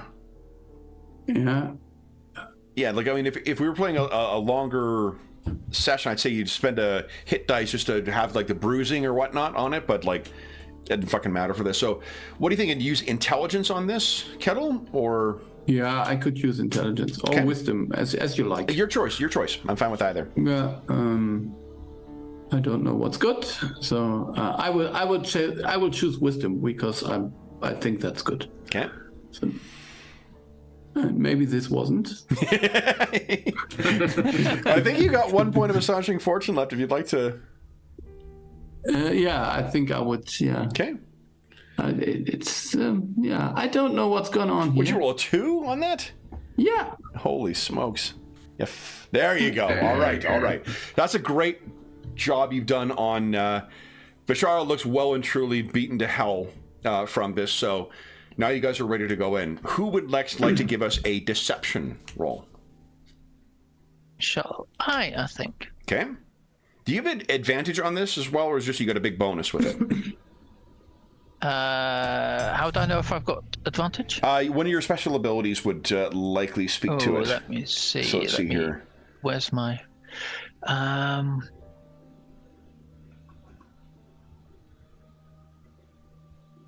Yeah, I don't think so. I don't know why thought you did. I'm just having a check. Well, Yeah. sorry, what am I? I'm going mad here. What Roll am I me your rolling deception. again? Please. Deception, right? Yeah. Sorry, I was just checking the other one. So, no, charisma deception. I treat a roll of 9 or less as a 10.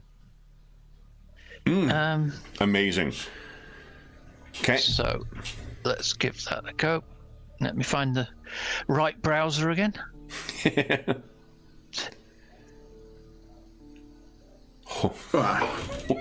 Nine. Well, that wasn't below. That wasn't below a 10. Okay. Yeah. So, like, in the film version of this, we would be switching over to a wholly different, like, we wouldn't know who these Warforged are who are making their way in. And we wouldn't know why, like, why is the film following these people? And it's only once they get in that you pull the hood off of Ashari and you're like, oh, it's them! So, you guys are going in. So that will get you all the way up to the door, then. I think... Oh, boy. So I think the final thing is how are you going to navigate your way around in here to find this guy and be, or at least to position yourself well enough to be ready for when shit goes off?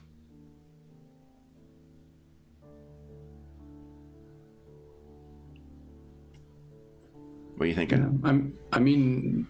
I think that Kettle knows the way, so he described it to the others before. Okay. So I think maybe Kurgo would be the one to find the way, although he seems a little bit lost right now.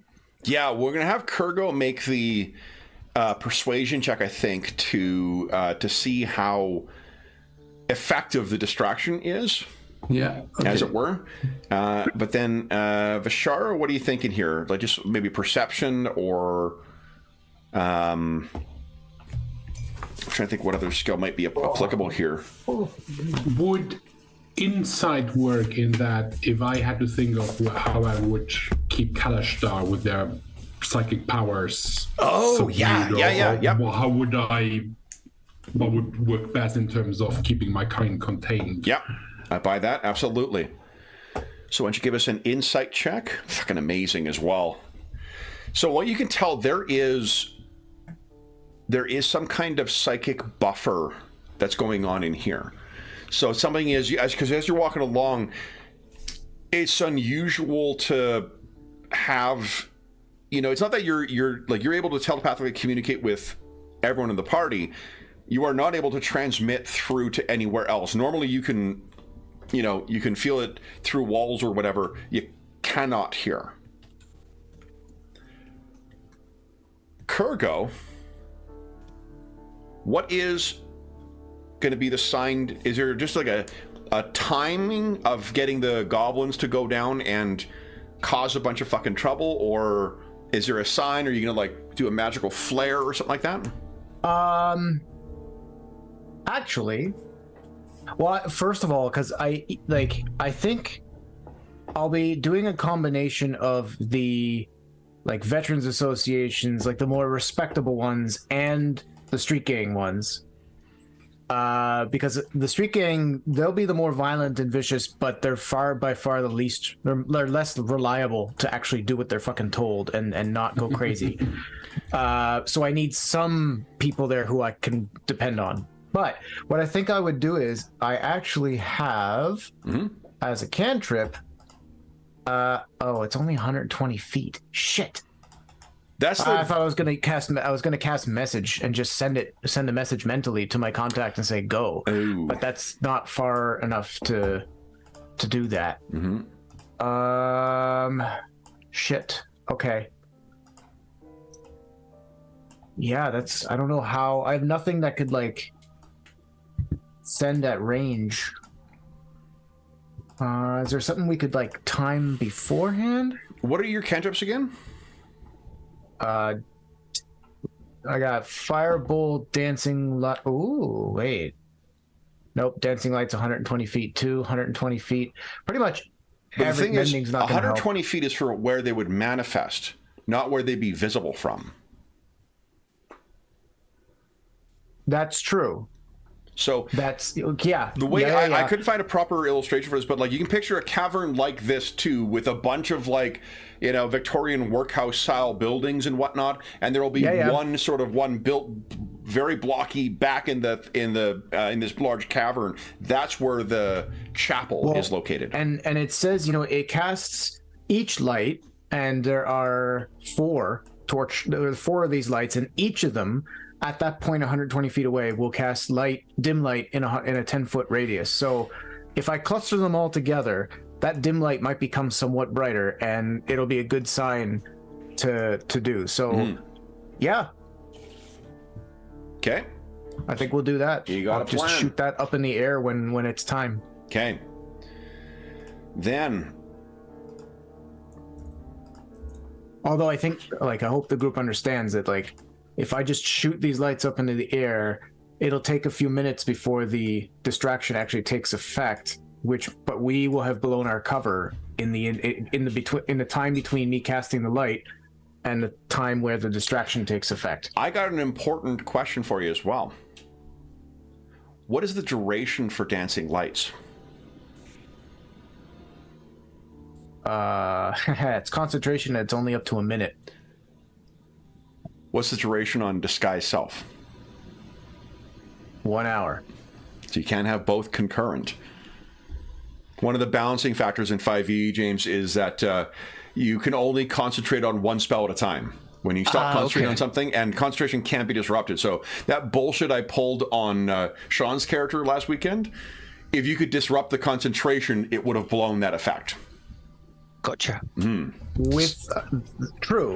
With one caveat in this specific case, disguise self is not a concentration spell. Well, that's what I'm saying. That's why it's useful to have the 1 hour duration, and the other one isn't concentration. Oh, I see. Yeah, I see. I thought you were implying I could not do both. No. You can do both, which is awesome. Okay. All right. Then, you guys have made your way in. You look back and forth. Last roll we need is persuasion or intimidation from Kurgo. Okay. Probably intimidation. Is it one check? Because I did say I'm going to two different types of groups, but I'll do one check. One check. So I'll do intimidation for both. We don't have time to fuck around, and he's scarier than he is persuasive. Whoa. All right. Nice. So, Andrew, would you kindly tell us, as Kurgo's lights go up into the sky, what do we see from your waiting goblin horde? I think the cinematic version will be, you'll have the criminal ones will be like having mixed in and snuck into their areas, and are probably setting off some sort of device, like little explosive things or whatever, and just start crazy melee attacking everything. The more orderly ones have probably like blocked off they've gone through and have blocked off certain corridors to control the traffic and flow so that reinforcements can't come in, and they're holding a line to hold them there in a very orderly, kind of honorable sort of way. Yeah. Real mishmash. Yeah. What was the Lost Legion that you commanded? Oh, I forget the name. I don't think I gave it a name. There's not a canonical one. Oh, then I didn't give it a name either. I don't want to take up too much time here. So what if we'll say it's the 5th. And so then just the number. What we see is then starting to put out some banners for the 5th in Goblin, and they're all So there is a very suitable distraction that is going on outside. You guys are inside this. Picture like a fairly large. It's effectively the place where you were before Kettle. And as this kind of craziness is going on, you guys are in disguise and in here. And what you see run into the room.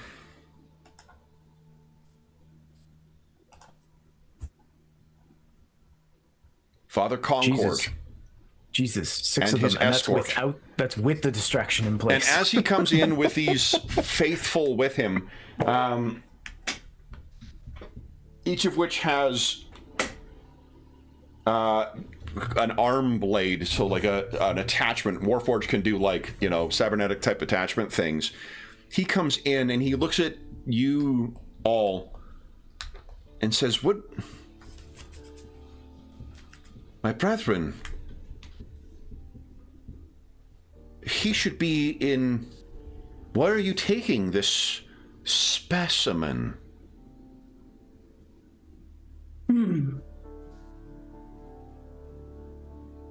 Then he stops and looks at you all.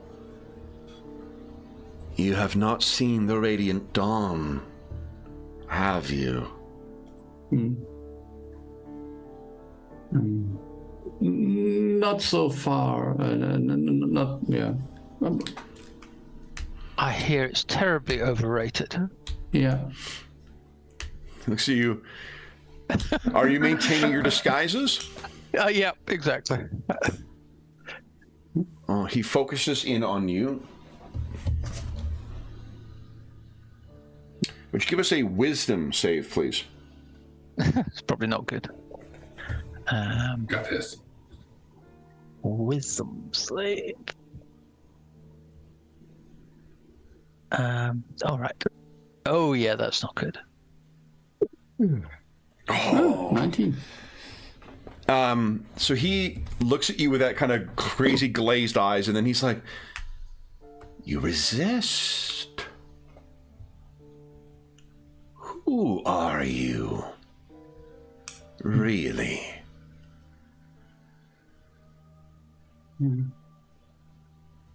Just a rebellious Warforged. Now, it's time you stop. "These four will not see the dawn, brothers. Slay them all. And we will initiatize." Go ahead and click on... Oh, you don't click on anything. Just roll initiative, guys. And you, I think, adjusted yours, Andrew, so Kurgo should be rolling properly now. Should be. Let us. Well, it's a good time to roll a 1. You could. Lily is nothing if not considered in her tactics, so... Hey, it's not great for him either. Oop, come on. There we go. And I'll set the rightmost guy as my initiative tracker, so ideally I won't fuck it up and erase him by accident. All right. Let's all attack the right one. Of course. Quick, then they can't act. All right, guys. So first up, we got Kurgo the Exile. Kurgo, what are you doing? I'm first with a 15. Yeah, all right. Pretty crappy this turn. Yeah. Okay. So you can picture this right in this room. Picture like almost like a community center type thing. It's a little fancier than that, but this place has been repurposed for it. So it's probably like a 30 by 40 room. There's some pews and whatnot in here for those who are attending services. They're at the far end of the hall. You're kind of in the middle where the congregants would go up, or the priest might go up. And he has those 6 Warforged in his way. What are you doing? All right. Let's try this for an opener. I'm gonna cast Scorching Ray, Okay. which is a 2nd level spell. So I cast 3 rays of fire, but I'm gonna cast it at I have 3rd level spell slots. So I'm gonna cast it at 3rd level because I get an additional, so I get 4 of them instead. Okay. So I think you just click on your Scorching Ray on the attack sheet. It's right in the middle there. Sure. Yep. What are you? I'm sorry. What are you targeting with them? Oh, shit. I really don't want to necessarily have to kill all of them, but I'm gonna target the Warforged. Okay. One on. I guess we'll do the 3 on the left and the first one on the right there. Yep. Go right ahead. Just to kind of send a message. So just go ahead and roll 4 times, and I'll apply damage if it hits. Okay. Okay. Okay. And.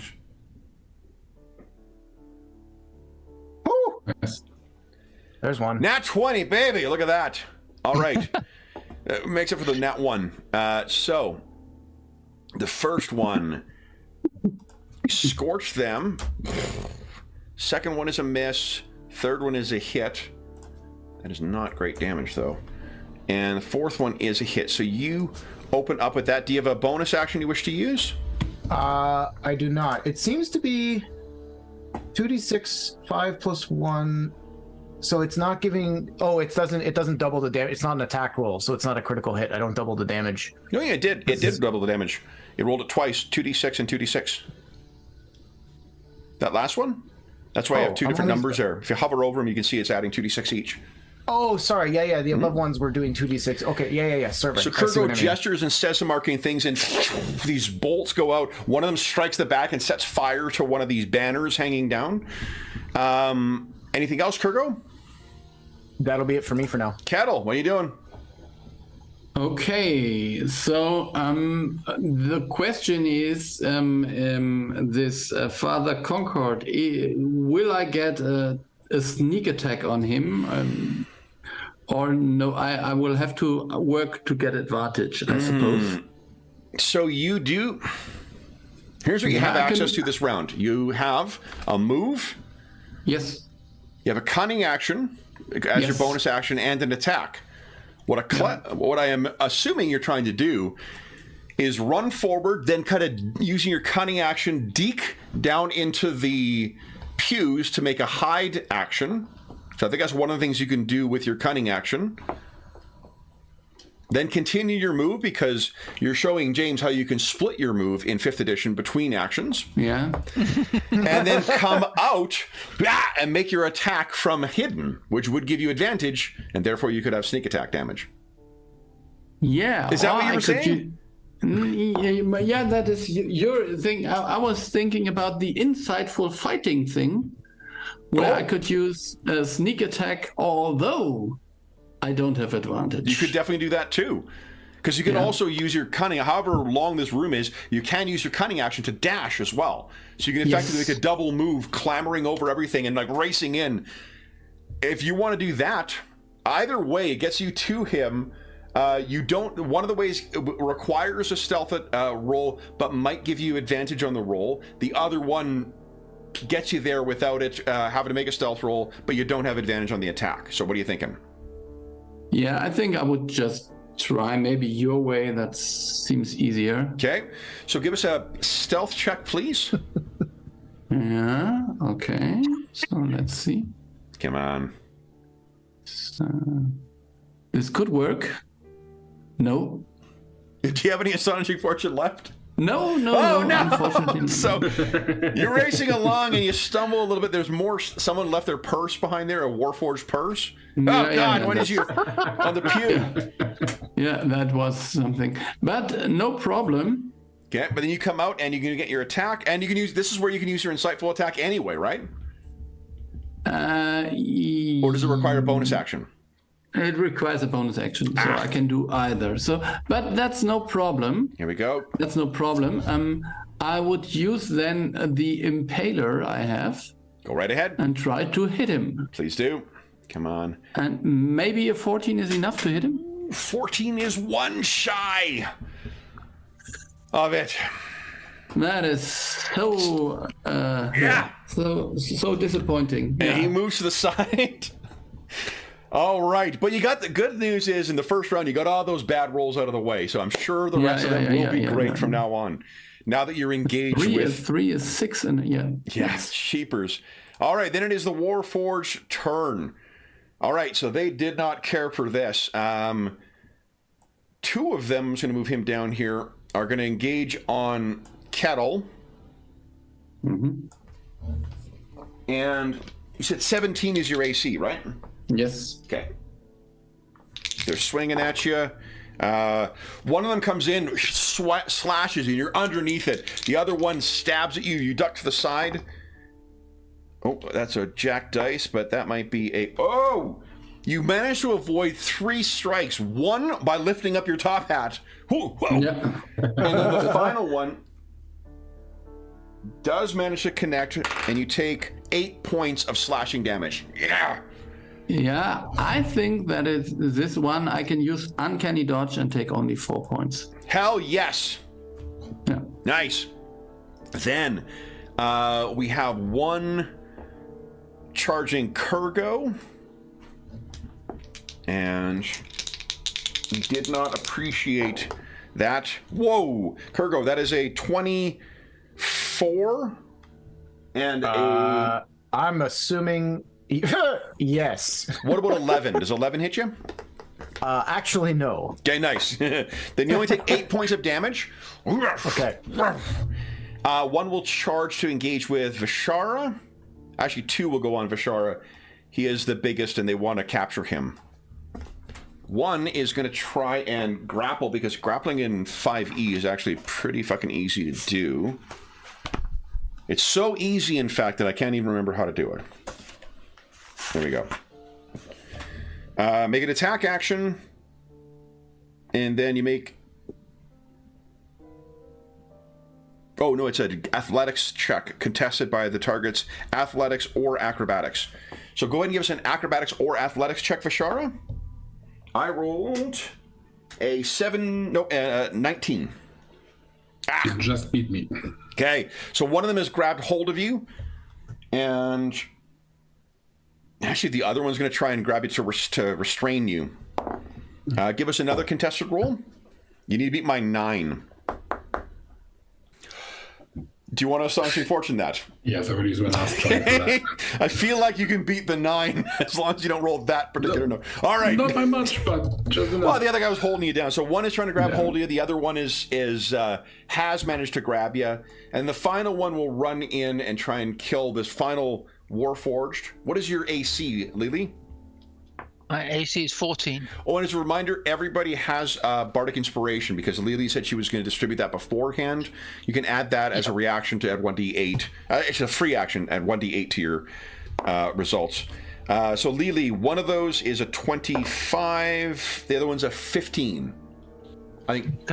So those are all above 14. So I guess that's. Oh, those damn are it! both Okay. hits, right? Yeah, Lily, you take 12 points of damage. Okay. This thing slashes and you try and get away, and then it stabs at you, catches you. That is all of the Warforged engaged. The Father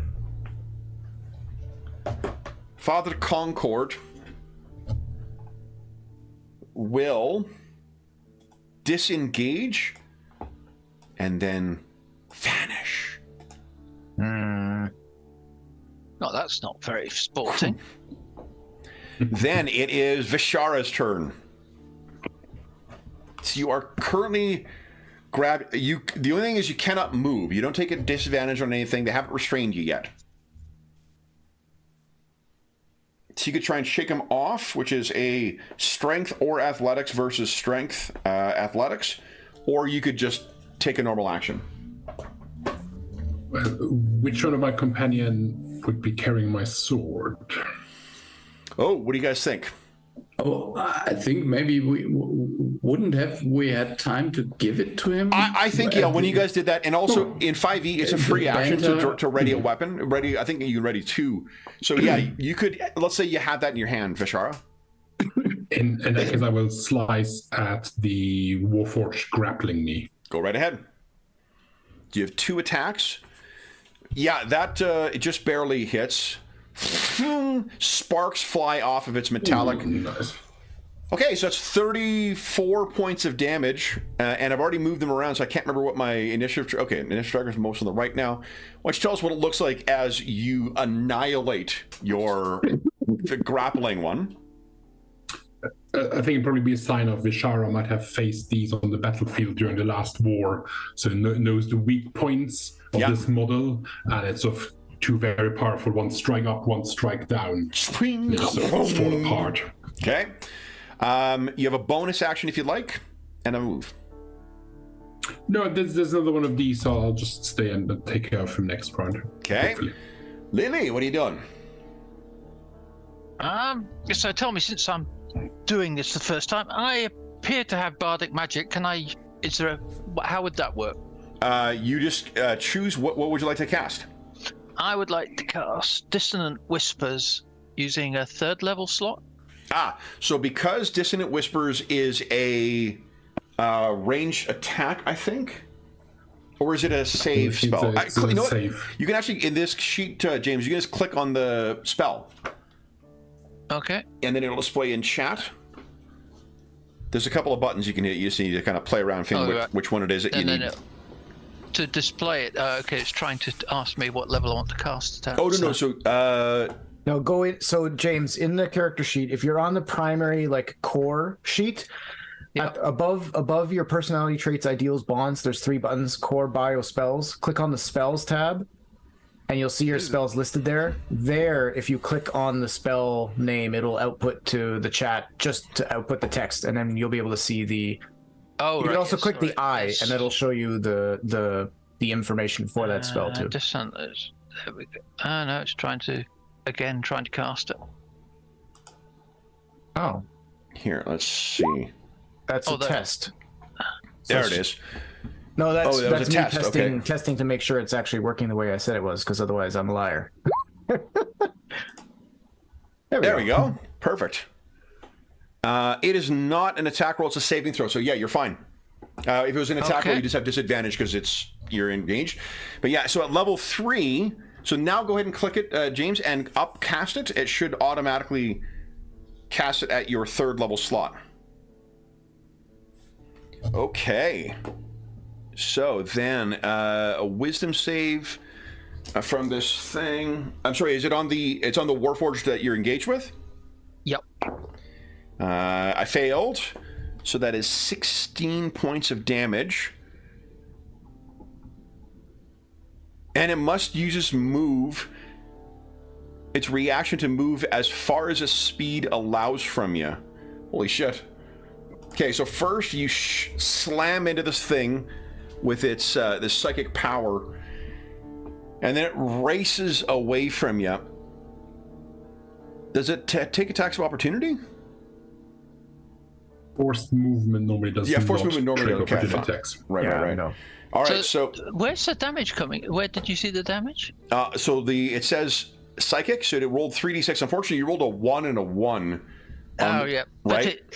And then the high level because it should be 3d6, yeah. Yeah. And then it does another 9. Gotcha. Yeah, and then the 9 is another 2d6. So it did 5d6 total. Unfortunately, the first 3d6 was not great. It's okay. Yep. Gotcha. Yeah.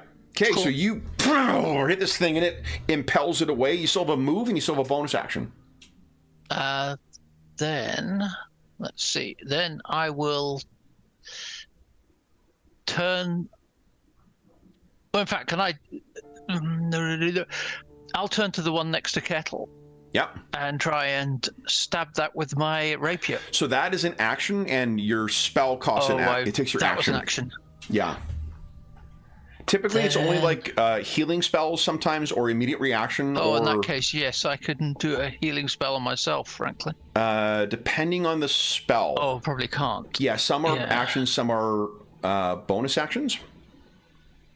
So... But you could certainly try it. I can't remember which one you've got. You have Cure Wounds, which I think is an action. That's an action. Yeah, one action. Okay, yeah, so that's not going to happen. All right. So then you I'm done. Impel this thing away. Then, Kurgo, what are you doing? Okay. I was hoping we'd be further away. I'm gonna. Oh shit! I'm in combat with the 1. Yeah. Okay. I'm gonna use my action to disengage. Okay. And then use my movement to try to move as far away as I can. So my full 30 feet, I assume. Yeah, 30 feet. 30 feet away from the Warforged here. Okay. Do you have anything for your bonus action? I don't have any bonus action opportunities, no. Okay. Kettle, what are you doing? Ooh. Oh, if I one bonus action I might say is try and get far away from them if you can. I think you guys know what that is often going to proceed. Okay. Kettle. So you've heard Kurgo call up, fire in the hole. Yeah, okay. So if I use disengage as cunning action, Yep. does it mean I can disengage from both of them? Yep. Yeah, okay. So I will just get a little away from them using this as a You bonus can action. weave and you kind of scramble. They both swing at you, and you're able to scramble away. You still got your Okay. move. You still got your action. So then I would just maybe shoot at the one that is already damaged. It's a free action to draw a weapon. Do you have a ranged weapon? Yes, I use this impaler. This That's what that ranged- was. Okay, shit. Yeah. So Yeah. go ahead. Squink. Holy 26. shit. All right, when you hit the things, you may force them to succeed on a DC 15 or be pushed. That's incredible. All right, so let me make the save for them. No, they failed. So once per day as a bonus action, you can increase the distance they're pushed by 20 feet for... Yeah, good. But I used my bonus action already. So, Right. yeah. Okay. All right, so you hit this thing, but it's knocks it into the hallway. Yeah. Now you use the other one, but okay. I mean, Oh, you wanted to do the injured one. Hold on. Yeah. No, Yes, that's yes. fine. That's why is that not? Oh, for Pete's sake. Here, plus. There we go. Sorry about that. Focus fire, Madison. Focus fire. There you go. All right. Anything else? Yeah, I would move over maybe to I don't know, to Vishara or behind Vishara. Cargo's kind of run off in one corner, and I mean, past experience has told you if there is a safe place to be when Cargo is unleashing. In his direction, yeah, okay. So, yeah, okay, then I will go to Kind Cargo, of runs over, yeah. and you guys kind of run into one another like, oh. Yeah. I see, okay. I'll All right. run over to him. Then it is the Warforged turn. So we have, let's start with the one that is engaged with Vishara. I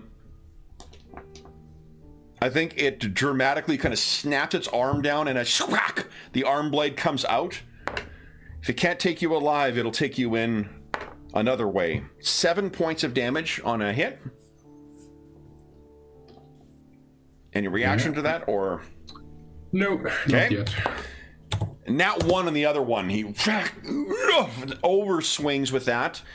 The one that Lily hit, I think it did not care for that, Lily, so it pulls back and a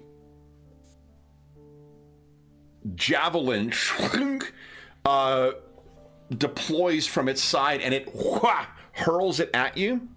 Ah, that's not nice. That is a 12, though. I think that's a miss. That's a miss. Yeah. Okay, it sinks into the wall. The two with Kettle, they're not going to be able to catch him, so the two of them similarly deploy javelins and hurl them at Kettle. One of them is a 15, one of them is a 21. I think only one of those hits. Yeah, the 21 hits. Okay, that is 6 points of damage. Yeah, I will use my reaction to make it 3. Yeah, you duck it away. And then the one that was pursuing Kurgo, likewise, can't catch him, so it deploys the javelin. 24. Yes. So, oh yeah, you're in. Yeah, +2, I take it, will not make a difference. What, in terms of hitting me? Yeah, because remember you got that abjuration reaction thing to +2 to your AC. Oh shit. Arcane deflection, right. No, I mean, no, it Yeah, it's wouldn't 24. Make, so No. I have AC 13. Yeah. Like, no. 5 points of damage to Kurgo. And then that is it for them. It is... Well, look at that. It's gone to some mysterious, unseen target for their turn. I wonder who that is.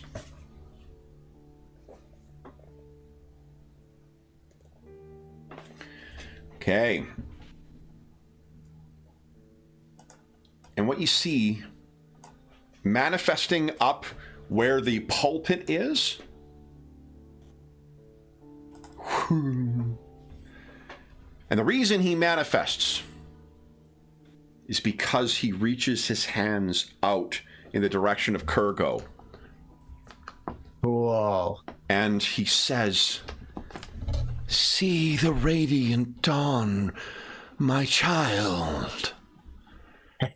And would you give us? This is a mind control effect. Have you got anything that helps resist that?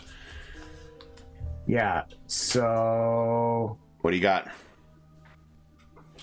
Okay. So I've got two things that might help me here. Okay. First, Fey ancestry, baby. I have advantage on saving throws to avoid or end the charm condition on myself. So if This will is the absolutely charm. do that. Yep. And then the second would be Fortune of the Many. So if I miss or an attack roll or fail an ability check or saving throw, I can draw on the bonds of reciprocity to gain a bonus equal to the number of allies I can see within 30 feet to a maximum of 3. You want to hear even more good news? Yeah. 2 words for you. Bardic Inspiration. Yeah, exactly. I was about to say about that as well. Right. So I have advantage. I get a plus D6 or D4? D6 for Bardic Inspiration. D8. E8. D8. Oh, D8. Yep. But you choose to use Bardic Inspiration after the roll. So why don't you go ahead and give us a Wisdom save, please? Yeah. Let's see how that goes first. So this will be, can I right click with advantage? No, I cannot. I'll just, it'll automatically. Automatically rolls advantage, yeah. So 14. So the... Let me see. I have to make the decision before you tell me if that's a success or not. So what are you thinking? I'm thinking... Let me see if... Hold on. I think need to I'm gonna adopt use- an inscrutable face that you cannot read for it. I think I'm going to use my Fortune of the Many Okay. for a plus 3 to that, so that's 17. That is good enough. Okay. Because I think I have something else I have for that Bardic Inspiration. Okay, then... That is it for his turn. Vishara, what are you doing? Could I reach him? You would take an attack of opportunity from this Warforged you're engaged with, but absolutely. In which case, I will just ignore the Warforged more or less and just Yep. run towards where he is. So the Warforged does tag you for 5 points of damage. Then you leap up to him. Whoa! What are you doing? Yeah, I'll use my I'll just leap up and with my boots of pouncing and bring this sword down on him. Go right ahead. Is there something you yell in quarry at him?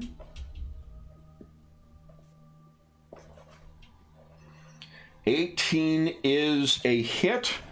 In which case, as my sword comes down, Just one moment. I have. Let me before you blow something. Let me see if there's a reaction I can use here. I just been double checking how this works.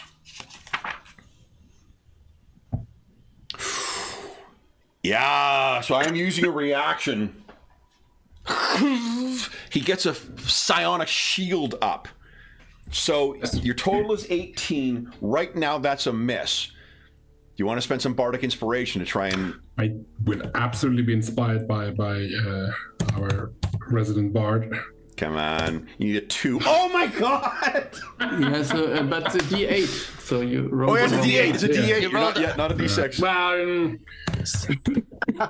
If it's a 1 again... Oh! Solid To hit. the So ridiculous. carry on with what you were going to say. which as the blade comes down, I will focus my own psionic energy and just add extra heft to the strike. Nice. So it'll add an additional. I think in quarry I will say, "Die, servant of the enslavers." Nice.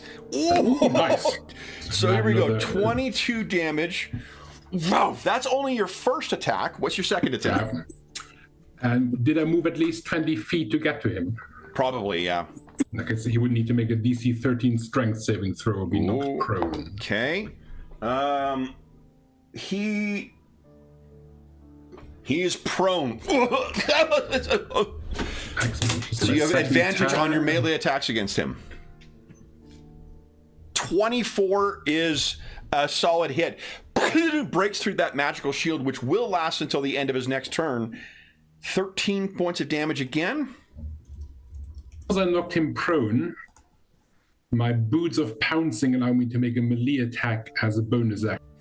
On top of. Yeah. Ah. So this Just massive wail sword sweeps wail up. on him once more, just like Another 23. Ah. that magical shield of his busts again under the weight of it. Anything else you wish to do? I will action search. Hell yeah! Just Let's do it. slash at him again. Okay. No. Deflected in desperation by his shield. You could astonishing fortune that if you have any left. I'm all out. So last one. Come on. 27 gets through. Okay. There you go. All right. So that is a solid exchange with this abomination. Lily, what are you doing? Could I? How far is he from me? Sorry, go ahead. Just as a quick point of order, I forget, David, did Vish move at all? Do you still have movement left? Well, I moved up, so I assume I used most of my movement to get to him. Okay. All right. Oh, but you can't. In 5e, you could move afterwards. It would leave you open to attack of opportunity from this guy. It would. I would encourage you to consider which is the worst of the two: an opportunity attack, which may hurt you, or something that might be coming that will definitely hurt you badly. Yeah, but So my move is. I could just change my action. I mean, that's how also. much movement would I have left? What's your total move? 40 feet. 40? Yeah, you could probably move another 10 feet back. You'd still be, if it's a 20 by 20 effect that Kurgo has in mind, you're still going to be in it. I think Kurgo might be changing. I would stay where I am. Okay. So be it. That's fine. Does your battle magic allow you to make people safe in area effects? My what? Because you're a war wizard, right? That's your war. No, Warcaster only. It No, only Warcaster's the affects feat, but your arcane school is. Oh no, you don't. For some reason, I thought they had that like that evoker ability. It's okay. Kurgo is intelligent, and he will assess the situation on his turn. Okay. All right. So Lily, what are you doing? Yeah, that's maybe what Is he James is going to do. within 60 feet? Sorry? Is he within 60 feet of me? Father Concord? Father Concord, Yes, yeah. he is. Then let me try my dissonant whisper again. Ooh. Mm-hmm. And I've got one more third level slot. I'm sure he'll resist it, but this will still hopefully sting him a little. So I'm going to go for that. Yeah, Lily actually she's got the telepathy feat, so she's a bit of a latent psychic herself. Whoa. So I do get to roll. It has, or Father Concord has advantage on. Yeah, I assume throws. he's going to save against this, but Yeah, but he actually doesn't have resistance to psionics, which I thought he might. So that is it's half damage on a save, right? yep, half damage on Okay, so save. that's 21. So it's 10. And you can see his face is beginning to like alter, and there are like tumors that are pushing out of his face. Then do you have any other bonus action or? Nope. I You think have I'm one good there. bardic inspiration left, right? I do. So characters can only have one bardic inspiration per turn. Vishara has used his. He's engaged with this thing. If you wish to feed it back to Vishara for next turn, you certainly could do that. Oh, right. Okay, then I would pass it along to Vishara. Yep. Okay. I don't need Kurgo, it. you can assume all the Warforged are easily within a 20 by 20 or a 40 by 40 area. Yeah, but that doesn't matter because so are my allies. No. So Kettle is next to you. Lily has driven hers away, and Vishara is up on the stage with this thing. All the Warforged are in the open area. Oh, okay, yeah. Sorry, I thought that they were all in one area, and I would target him and get everybody else. No, he's up on the stage. Sort of. Sorry, I should have used a map, Yeah. but like finding a chapel's map. No. tricky. That makes Kurgo would sense. also Okay. know that Vishara is somewhat resistant to magic thanks to the armor as a witch hunter. So if you want to do it, go for it. No. I will focus on the Warforged. I'll try to target the center point of them as best I can. You can get it so you'll catch all of them in it. I'll grab my dice for saves. Go ahead and make so roll, or just cast a spell. What am I talking about? Ooh, nice. 27. All right, so half. Let me just see if That's which a few would die ones in automatically. there. Okay, Thanks, hold on. roll 20. There are 2 that are gone automatically, so I only need to make 3 saves here. Dex save against DC 24. I actually made all my saves, but that's still 13 points of damage to each. So you cast this. What is it? I want you to describe first what it looks like as 2 of them are blown apart.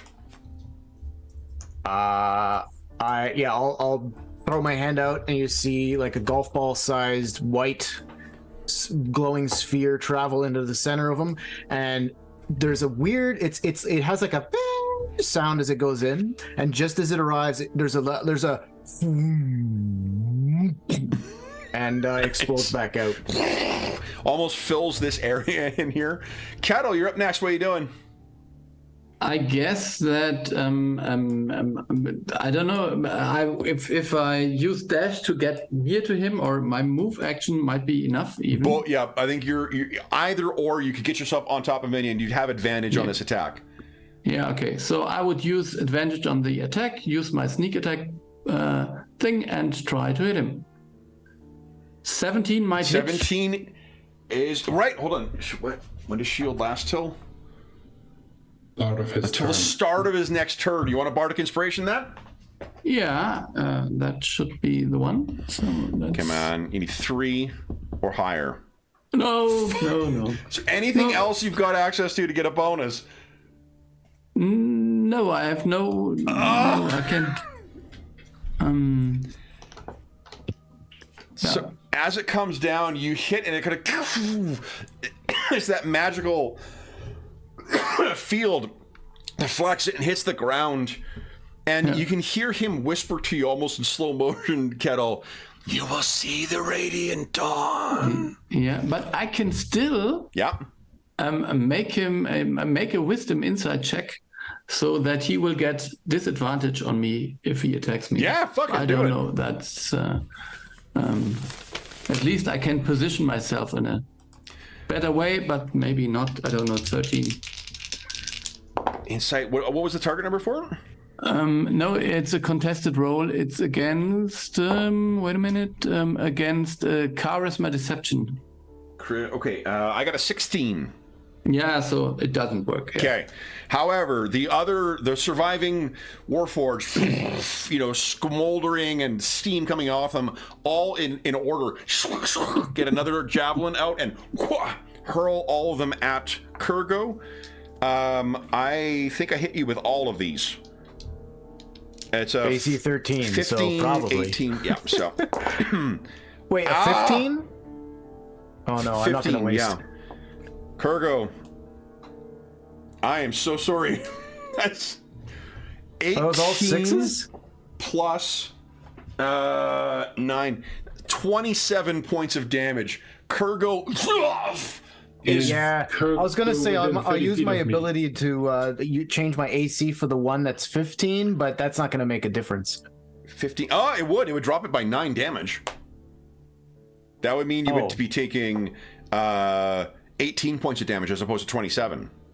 Yeah, but then I'd be useless for a turn. Well, I'm useless anyway. Just so... means you can't cast a spell. You can still cast your cantrip. Yeah, fair enough. And at level 5 is when your cantrip scales up, right? So yeah, okay. Yeah. So what does it look like as the one that would take you down? You take 18 points of damage. What's the abjuration defensive thing look like? I think it's a red kind of like just quick like hexagonal looking aura that comes along me quick like a. You actually have something else too. So that's your reaction you're using, but remember your War Wizard of Dakan's robes. As a reaction, you can reduce the damage from a range attack by your intelligence modifier. Oh, I didn't even know. Is that an item I have? Yep. Okay. That's okay. This is a better result. So you're done. Then let's get this guy done. We're over time right now anyway. So let's get... Father Concord's got to kill you guys and get on with his day. So the first thing he's going to do is going to... Stand up. So we have Vishara. He's actually not even going to bother. He has Vishara and he has Kettle within range. I think Lily and Kurgo are too far apart here, so would both Kettle and Vishara give us a intelligence save, please? Yeah, just a very short. Okay. So it's 15 is what you're looking for. So that's a fail from Vishara. You want to? Oh, you're out of Astonishing Fortune, right? Is it a spell he's using? This something is else? not. No. Which is, I will use the Bardic Inspiration Okay. and hope for the best. So come on, a 5 or higher. No. Yes. Yay. And then Kettle. No. Thank no, you. okay. Or is it poison or disease or something? It's psychic. Like that? It's psychic damage you're taking. No. I have no. Okay. No So here's resistance. how much you're taking. Kettle takes 23 points of psychic damage. Vishara, That's okay. you take 11 points of psychic damage. And then my psychic resistance kicks in. Oh yeah, so they'll reduce it down to 5. 5. Yeah, and Kettle, you are stunned. Gah. Okay. And you can hear his mind or his voice echoing in your mind. You will see the radiant dawn. Then he will stand up. And he will say in Quarry, in Vishara's mind, you will be a mount. And then Vishara, what are you doing? I'll take my action to be a mount, and then... I would hopefully cleave him from head all the way down as I just like Go right reply ahead. in his mind, never, and just bring this sword down on him. Go hopefully. ahead. Come on. 13. And as his reaction, that psychic shield is up again. So that's a miss. Natural 20. Come on. Nat 20, baby! Look at that! What does it look like as you cut him down? I think I was going to say never. Yeah, just bring sort of an overhand strike and just cut him in two. Amazing. So he unbound. falls down. And let's very quickly transition into our wrap-up. Unsurprisingly, with Father Concord down, the chapel does not amount to much else. Oh, let's bring it back. Hold on to your... Here we go. To the Reverie. Why don't you guys each tell us what we see with your characters sitting around at the Reverie and what the outcome of your interaction with the Chapel of Eternal Spirit and Sanctified Flesh was. Go in whatever order you like. Oh, I'll be standing on the stage doing a long, slow croon of the cycle of life. Awesome. Yeah, I think Kettle will convince many of his fellow Warforged that although it must be nice to follow a cult leader because he has all the answers, that is not the thing we do anymore. So He's right. Follow him. Yeah. Oh no! Vishara. I think the scene will show Vishara, the sister of the renegade Kalashtar, and the young man just on the table as he sort of helps them, showing her that I am helping, and you know, and then Yeah, and getting there's a them whole ready host to- of 10 other Kalashtar who come in as well too. Yeah. So she is like, Grain, they're going to not only recognize that you have saved part of their community, but are going to bring in more, helping to rehabilitate those who were taken. Yeah, and help sort of like get them used to being free and not bound by that horrid creature. Nice. And then Kurgo. Kurgo is absolutely sitting at a table in a corner, sharing a few beers with the very same hobgoblins that had been insulting him at the beginning of the session. Awesome. Yeah. Maybe intersperse there's some of the goblins who came on the raid with you as well. Yeah. Fantastic. So then, just as is the case, another night at the Reverie, guys, and that brings our session of 5e to a close. So, first off, a very, very big thank you to Ingolf and David and Andrew. Thank you so much for helping me introduce James to 5th edition. James, we hope that you enjoyed your first taste of 5e. No, it was great. It's a really good time. So thank you very much for arranging this special. You know, you can look at Lily and know that's my character. So it all suits. That's fantastic.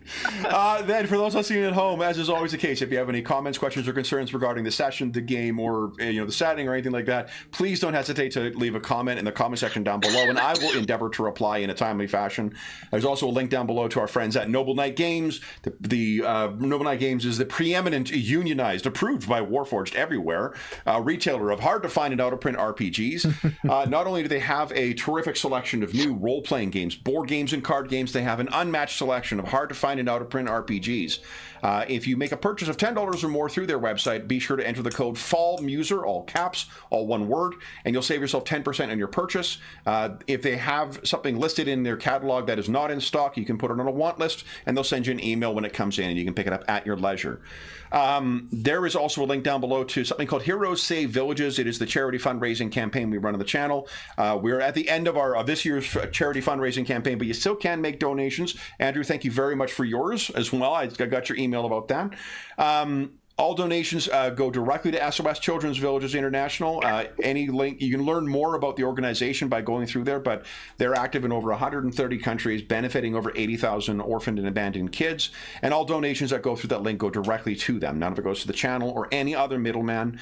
We'll have more information about our next year's charity activities in the new year, probably maybe after Christmas at the very earliest, probably more likely in the new year, because my brain's a little spent and I need some time to recharge, come up with some ideas for next year.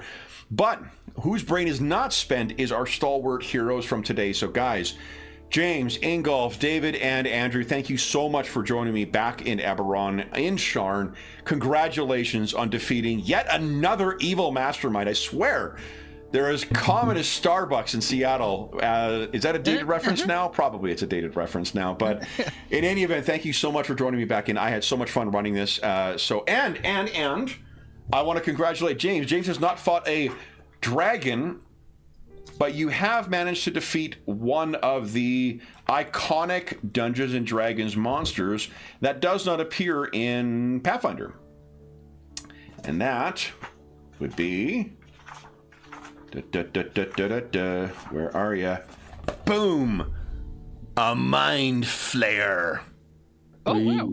I use an Arcanist Mind Flayer as the stats for Father Concord. Cool. So, yeah, well done, guys. That was a CR8 monster that you took down, in addition to 6 CR1 things. So that was a real tough... You guys kicked the shit out of that thing. Well done. Then we'll be back with, I'm sure, some other games some other time. So until then, we hope that we gave you a few hours to take your mind off the troubles of our world and think about the troubles that our stalwart investigators are uncovering and thwarting in the depths of Sharn. And until we see you again, stay safe, stay healthy, and happy gaming.